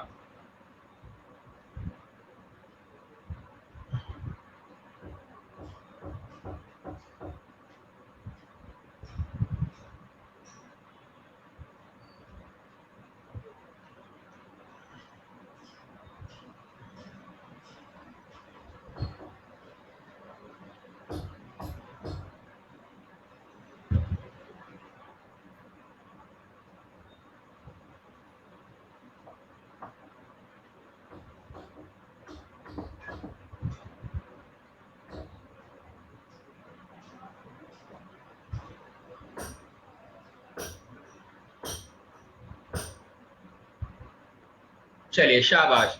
तो हम लोगों ने कहा सर को रिलेशन जो होता है, ये को रिलेशन क्या बताता है? ये बेटा स्ट्रेंथ ऑफ रिलेशन बताता है। मैंने आपको क्या बताया था? स्ट्रेंथ ऑफ रिलेशन बताता है कि अगर संबंध है तो रिलेशन कितना मजबूत है, कैसा है, पॉजिटिव है, नेगेटिव है, वो बेटा को रिलेशन बताता है। तो सर ये आंसर नहीं होना चाहिए। रेजिडुअल जैसी कोई चीज पढ़ी नहीं सर, स्लोप तो 2 डायमेंशन ज्योमेट्री में होता है ना, तो हम फालतू में स्लोप को यहाँ पे क्यों बीच में ला रहे हैं? तो लॉजिकली सर हमारा आंसर रिग्रेशन होना चाहिए। रिग्रेशन ही क्या बताता है बेटा? ये एस्टिमेशन बताता है। क्या बताता है? एस्टिमेशन या फिर प्रिडिक्शन बताता है। मैंने आप लोगों को इसी बेसिस पे डेफिनेशन भी समझाई थी। ठीक है बेटा, यहां तक समझ में आ गया? ठीक है, चलिए आगे बढ़ते हैं। सो 100% रिजल्ट है तो इसमें कोई प्रॉब्लम ही नहीं है। So very easy problem. Next question क्या कहता है बेटा? नेक्स्ट क्वेश्चन कहता है correlation coefficient between two variables will determine. इनमें से, इन चारों ऑप्शंस में से कोरिलेशन कोएफिशिएंट यानी सहसंबंध गुणांक क्या बताता है आपको? वेरी इजी प्रॉब्लम बेटा, थोड़ा सा एक्स्ट्रा माइंड, अपना प्रेजेंस ऑफ माइंड अगर रखेंगे तो आप आंसर कर सकते हैं। सो अगेन मैं आप लोगों को 45 सेकंड्स दे रहा हूं for this particular question to take time and solve the problem.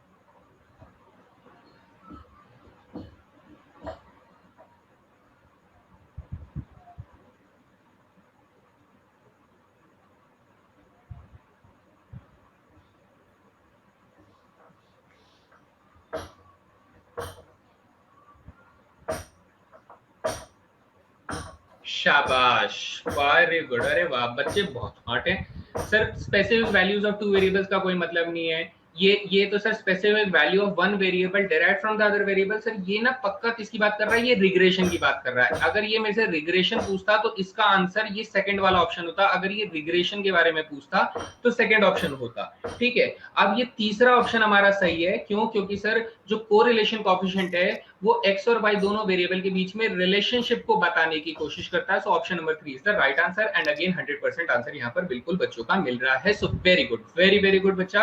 आप लोगों ने काफी चीजें तो ध्यान से सुनी है, कुछ चीजें, छोटी छोटी चीजें मिस कर दिया है, लेकिन वो भी अगर आप एक बार रिवाइज करेंगे तो डेफिनेटली आप लोगों को सारी चीजें समझ में आ जाएंगी। ठीक है, नेक्स्ट क्वेश्चन बेटा, चलिए ये यहाँ पर आप लोगों को कोवेरिएंस कैलकुलेट करना है। सो now this is a tough task, now this is a very calculative task. बेटा अपना कैलकुलेटर निकाल लो, या फिर आप लोगों की मल्टीप्लिकेशन बहुत अच्छी है तो आप वो कर लो। आपको जो समझ में आया बेटा आप वो करो, लेकिन इस क्वेश्चन को आप लोग 90 सेकंड्स में सॉल्व कर दो। मैं आपको 90 सेकंड्स दे रहा हूँ। ठीक है, अपना कैलकुलेटर वगैरह खोल लो, जो फोन वगैरह आप लोगों के पास है, जो भी है, जैसे भी आप लोग करके देख लो और मुझे इसका प्रॉपर आंसर दे दो, क्योंकि सिंपल कैलकुलेशन है। मैं इसको स्पेसिफिकली आप लोगों को पूरा सॉल्व करके बता दूंगा, लेकिन सॉल्व कीजिए इस क्वेश्चन को। ठीक है, 90 सेकंड्स में दे रहा हूं इस क्वेश्चन को आप लोगों को सॉल्व करने के लिए। So take your calculators out and start calculating, because अभी तो बेटा हमें ऐसे करना ही पड़ेगा। चलिए, ठीक है, एक्स और वाई आप लोगों को दिया हुआ है। You need to calculate the covariance of the data.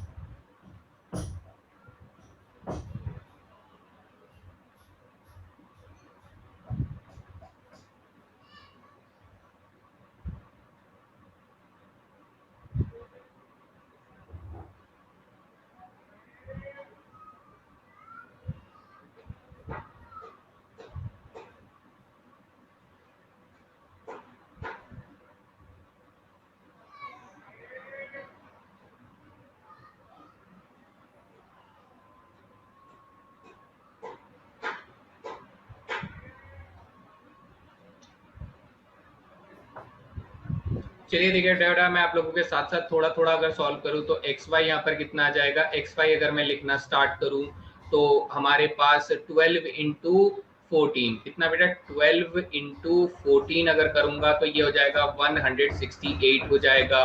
फिर हमारे पास 13 इंटू 17, 13 इंटू 17 करूंगा तो मेरे पास 221 आ जाएगा।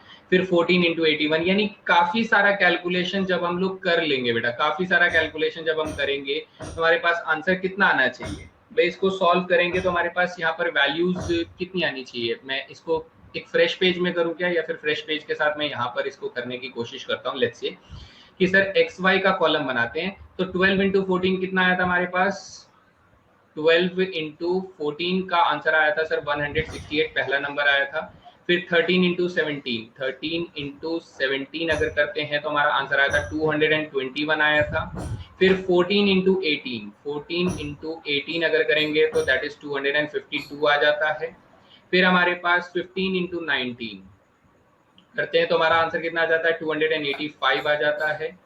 फिर हमारे पास आंसर कितना आता है सर, 16 इंटू 20 तो 320 आ जाता है। फिर 17 इंटू 24 करेंगे, 17 इंटू 24 हमारे पास आ जाएगा बच्चे 408 आ जाएगा। और 18 इंटू 28 करेंगे, कितना बेटा, 18 इंटू में 28 करेंगे सो दैट विल बी 504 आ जाएगा। So now we need to add all these values, that is 168 plus 221 plus 252 plus 285 plus 320 plus 408 plus 504 हमारे कर देंगे।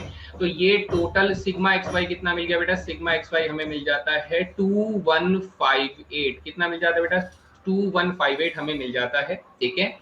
और फिर हमारे पास सिग्मा एक्स की वैल्यू अगर हम लोग देखें तो कितना आ रहा है बेटा, 12 प्लस 13 तो 15 इंटू 7 तो 70 और 35 बेटा 105 आ रहा है। सिग्मा वाई की वैल्यू अगर मैं बात करूं तो 7 4 11 और 9 20 और 8 28 और 4 32 और 8 बेटा 40 तो 0 आ जाएगा, 4 कैरी आ जाएगा तो 2 2 6 4 10 10 और 4 बेटा 14 140 आ जाएगा। So these are the values, ठीक है, these are the values. Now we are going to use these values to find the covariance। तो covariance के लिए बेटा मुझे इस वाली वैल्यू को क्या करना पड़ेगा, 7 से डिवीजन देना होगा। माइनस 105 को 7 से डिवीजन देने के बाद बेटा 140 को 7 से डिवीजन करके बाद मल्टीप्लाई करना होगा। तो यहाँ पर हम लोग ऐसे करेंगे तो इसका आंसर कितना आ जाएगा, 7 3 जा 21 और 7 0 0, 7 8 जा 56 और 0.14 करके कुछ आ जाएगा, क्योंकि 2 वैल्यू है ना तो 28 आ जाएगा। कितना आ जाएगा बेटा, 28 आ जाएगा। और इसमें आ जाएगा बेटा 7 1 जा 7, 7 5 जा 35, 7 20 यानी यहाँ पर आ जाएगा 300 आ जाएगा। कितना आ जाएगा बेटा, 300 आ जाएगा। सो हमारा आंसर कितना आ जाएगा, 308.28, 308.28 माइनस 300 आ जाएगा। सो आंसर विल बी 8.28 आ जाएगा। सो option number 1 should be the right answer, ठीक है, option number 1 should be the right answer. अब बेटा इसके अंदर प्रॉब्लम क्या हुई, प्रॉब्लम ये है कि भाई इसमें जो मुझे दिखाई दे रहा है ऑप्शन ये वाला सही बता रहा है लेकिन ये गलत आंसर है। मैंने पूरा इसको कैलकुलेटर से कलेक्ट किया है, कैंसिल किया है, तो इसमें जो आंसर है वो 9.4 गलत है। क्योंकि जब मैं इसका सोल्यूशन देखता हूँ, इसके सॉफ्टवेयर में जब मैं इसका सोल्यूशन देखता हूँ तो बेटा उसने लास्ट में डिवीजन किससे कर रखा है, इसे 7 से ना करके उसने 6 से डिवीजन किया हुआ है। So that is the error, ठीक है। क्या किया हुआ है बेटा, उसने 7 की जगह 6 से डिवाइड किया हुआ है। तो यहाँ पर हमारा जो आंसर आ रहा है वो 9.4 क्यों आ रहा है, जब सर इसे 7 की जगह 6 से डिवाइड किया हुआ है। So that is why it is the wrong answer. But हमारा जो सही आंसर है वो कौन सा है sir, 8.2 is the right answer. Is that clear बेटा, आपने जो कैलकुलेशन किया, जिन जिन बच्चों ने यहाँ पर 8.2 दिया है तो उनका आंसर बिल्कुल सही है, ठीक है, बिल्कुल। जिन जिन बच्चों ने ऑप्शन नंबर 1 को आंसर दिया है उनका आंसर बिल्कुल सही है। लेकिन इसका सोल्यूशन जब हम मैं देखोगे, जब आप इस क्वेश्चन को आप अपने एप्लीकेशन में दोबारा करोगे तो यू विल सी दैट कि उसने 6 से डिवाइड किया होगा, 7 से डिवाइड नहीं किया होगा। सो इट्स एन एरर, ठीक है, सोल्यूशन के अंदर ही कुछ एरर है, इस वजह से रॉन्ग आंसर को उसने सही मान लिया है। इज दैट क्लियर बेटा, सभी को समझ में आ गया, ठीक है। तो हमारा आंसर क्या रहेगा, option number 1 will be the right answer. So it is a calculated problem, we don't have any other choice बेटा, करना ही पड़ेगा अपने को। ओके, सो नेक्स्ट क्वेश्चन बेटा, वेरी इजी प्रॉब्लम। हाँ, आपका प्रॉब्लम सही है, यहाँ पर बिल्कुल आंसर सही है। ये कह रहा है कि सर 2 वेरिएबल्स है हमारे पास, जहाँ बी वाई एक्स की वैल्यू -3/2 है, बी एक्स वाई की वैल्यू -6/x है। तो बताइए coefficient of x and y के बीच में कितना होगा। सो इजी क्वेश्चन बेटा, वेरी इजी प्रॉब्लम। 30 सेकंड्स का टारगेट दे रहा हूँ बेटा, लगा दीजिए सवाल को।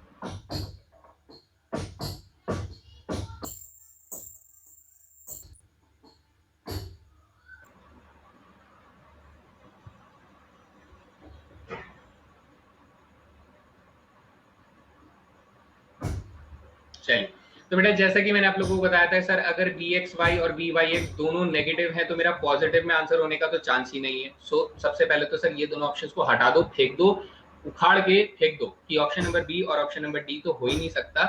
तो अब मैं उसी फॉर्मूले का इस्तेमाल करूंगा, दैट इज आर बराबर, अगर मैं यहाँ पे b x y that is -3/2 और -1/6 का प्रोडक्ट करता हूं तो ऑब्वियसली आपके पास कितना बच रहा है, 1/4 बच रहा है। सो आर की वैल्यू आप लोग नेगेटिव में 1/2 लोगे।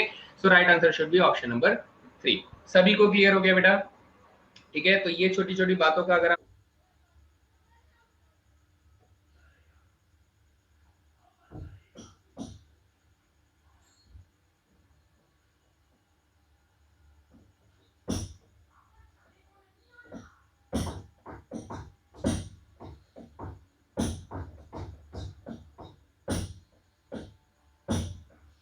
आप लोग ध्यान रखेंगे so it will be easy to solve problems. वरना आप लोग बार बार गलतियां करते रहेंगे बेटा। आपको साइन का ध्यान रखना है, बार बार मैं बोलूंगा साइन का ध्यान रखना है कि सर पॉजिटिव आंसर तो हो ही नहीं सकता।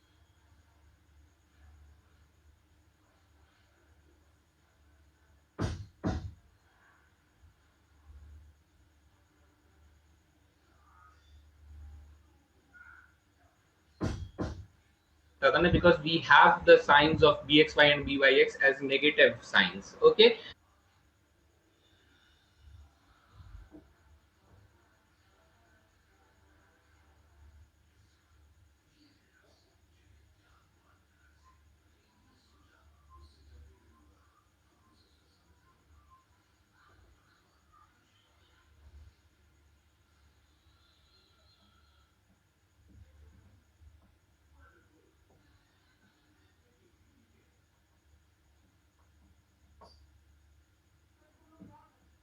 सो आर की वैल्यू भी नेगेटिव होना कंपलसरी है। चलिए, तो यहां तक बेटा हमारे कुछ क्वेश्चंस हो जाते हैं।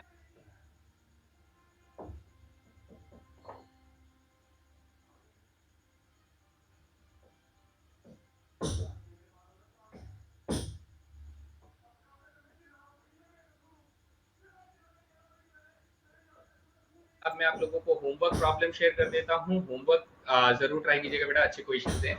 ये पहला क्वेश्चन क्या कह रहा है कि सर रिग्रेशन कॉफिशिएंट दोनों के सेम साइन होते हैं, हाँ या ना, आप लोगों को समझना होगा। ठीक है बेटा, बताया था इस चैप्टर से कम 8 से 10 क्वेश्चन के एक्सपेक्टेशन रखिएगा। मिनिमम 8 क्वेश्चन आप लोग यहाँ पर देखिएगा और मैक्सिमम बेटा आप लोगों को 12 क्वेश्चन तक यहाँ से पूछे जा सकते हैं। ठीक है, मिनिमम 8 मैक्सिमम 12 क्वेश्चन तक पूछे जा सकते हैं इस चैप्टर में से। सो इट्स काफी वेटेज यहाँ पर मिलता है। तो यहाँ पर क्वेश्चन को फिर से ध्यान से सुनिए बेटा। ये क्या कह रहा है सर, रिग्रेशन कॉफिशिएंट जो है वो सेम साइन होते हैं क्या? आप बोलेंगे हाँ सर होते तो हैं, सुना तो है सब कुछ। दूसरी बात ये क्या कह रहा है कि सर रिग्रेशन कॉफिशिएंट अगर एक रिग्रेशन कॉफिशिएंट की वैल्यू 1 से ज्यादा हो, यूनिटी से बड़ी हो, तो दूसरी वाली की वैल्यू क्या लेस देन यूनिटी होगी? तो बेटा दोनों बातें सही हैं, हमारा आंसर बोथ 1 and 2 रहेगा। So option number c is the right answer. ठीक है, आप लोग इस पर थोड़ा सा और क्या कर सकते हैं बेटा, थोड़ा और इसको स्टडी कर सकते हैं इसको। ठीक है, चलिए नेक्स्ट क्या कह रहा है बेटा। नेक्स्ट यहाँ पर ये काफी लेंदी क्वेश्चन है। ये एक क्वेश्चन बेटा एनडीए ने पूछा था, बहुत ही लेंदी, हद ही लेंदी क्वेश्चन है बेटा। इस तरह का सवाल आए तो छोड़ देना, छोड़ देना, छोड़ देना, छोड़ देना, क्योंकि इसमें मुझे पता है कितने स्टेप्स के बाद आंसर आएगा। सबसे पहले तो बेटा मैं इसके अंदर मैं मीन निकालूंगा, पहला स्टेप मीन निकालूंगा, वाई बार निकालूंगा, तब जाके मेरे पास एक्स बार वाई बार आएगा। ये पहला स्टेप होगा मेरा। दूसरा स्टेप क्या होगा सर, मुझे सिग्मा एक्स और सिग्मा वाई निकालना होगा। तीसरा स्टेप क्या होगा सर, मुझे कोवेरियंस ऑफ एक्स वाई निकालना होगा। सर चौथा स्टेप क्या होगा, चौथा स्टेप मेरे पास आर की वैल्यू निकालनी होगी।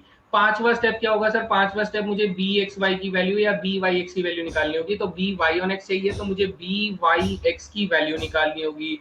फिर छठा स्टेप बेटा मैं रिग्रेशन लाइन बनाऊंगा। सो it is a very very lengthy problem. और मुझे समझ में नहीं आता, इंडिया ने ये सवाल डाल दिया था ये क्वेश्चन, और बच्चों ने जिस जिस बच्चे ने इस क्वेश्चन को छेड़ा है वो परेशान हो गया था कि सर ये भी कोई क्वेश्चन है क्या, ये भी कोई पूछने वाला सेंस बनता है कि इतना लंबा क्वेश्चन पूछ लिया था।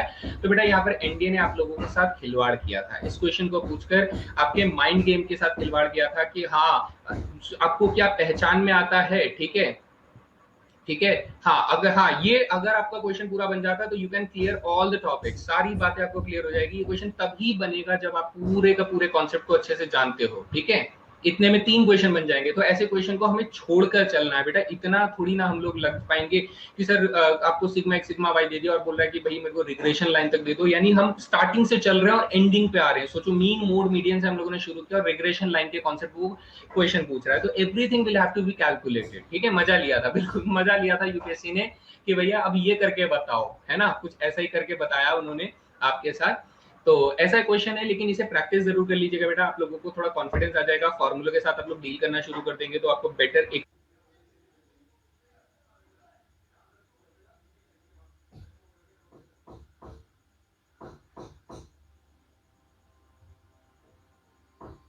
फीलिंग आएगी और आप खुद से फॉर्मूला का जो भी सेट है वो आपको समझ में आ जाएगा। सो इसका राइट आंसर मैं आप लोगों को मार्क कर देता हूँ। इसका राइट आंसर बेटा ऑप्शन नंबर बी आएगा। आप लोग जब इसे सॉल्व करेंगे तो you will get this answer should B right. ठीक है, चलिए नेक्स्ट बेटा, प्रीवियस ईयर क्वेश्चन में अगर ये देखें तो ये एक अच्छा सवाल यहाँ पर पूछा गया है। ये कह रहा है कि सर अगर मेरा जो z बराबर है वो x प्लस 5 है और w बराबर जो है वो y अपॉन 3 है। यहाँ पर क्या दिया हुआ है सर, z बराबर x प्लस 5 दिया हुआ और w बराबर बेटा y अपॉन में 3 दिया हुआ है। तो क्या मैं ये कह सकता हूँ कि सर b zx जो है वो मुझे 1 दिया हुआ है और b WY जो है वो मुझे 1/3 दिया हुआ है। तो आपसे मांग क्या आ रहा है सर, मुझे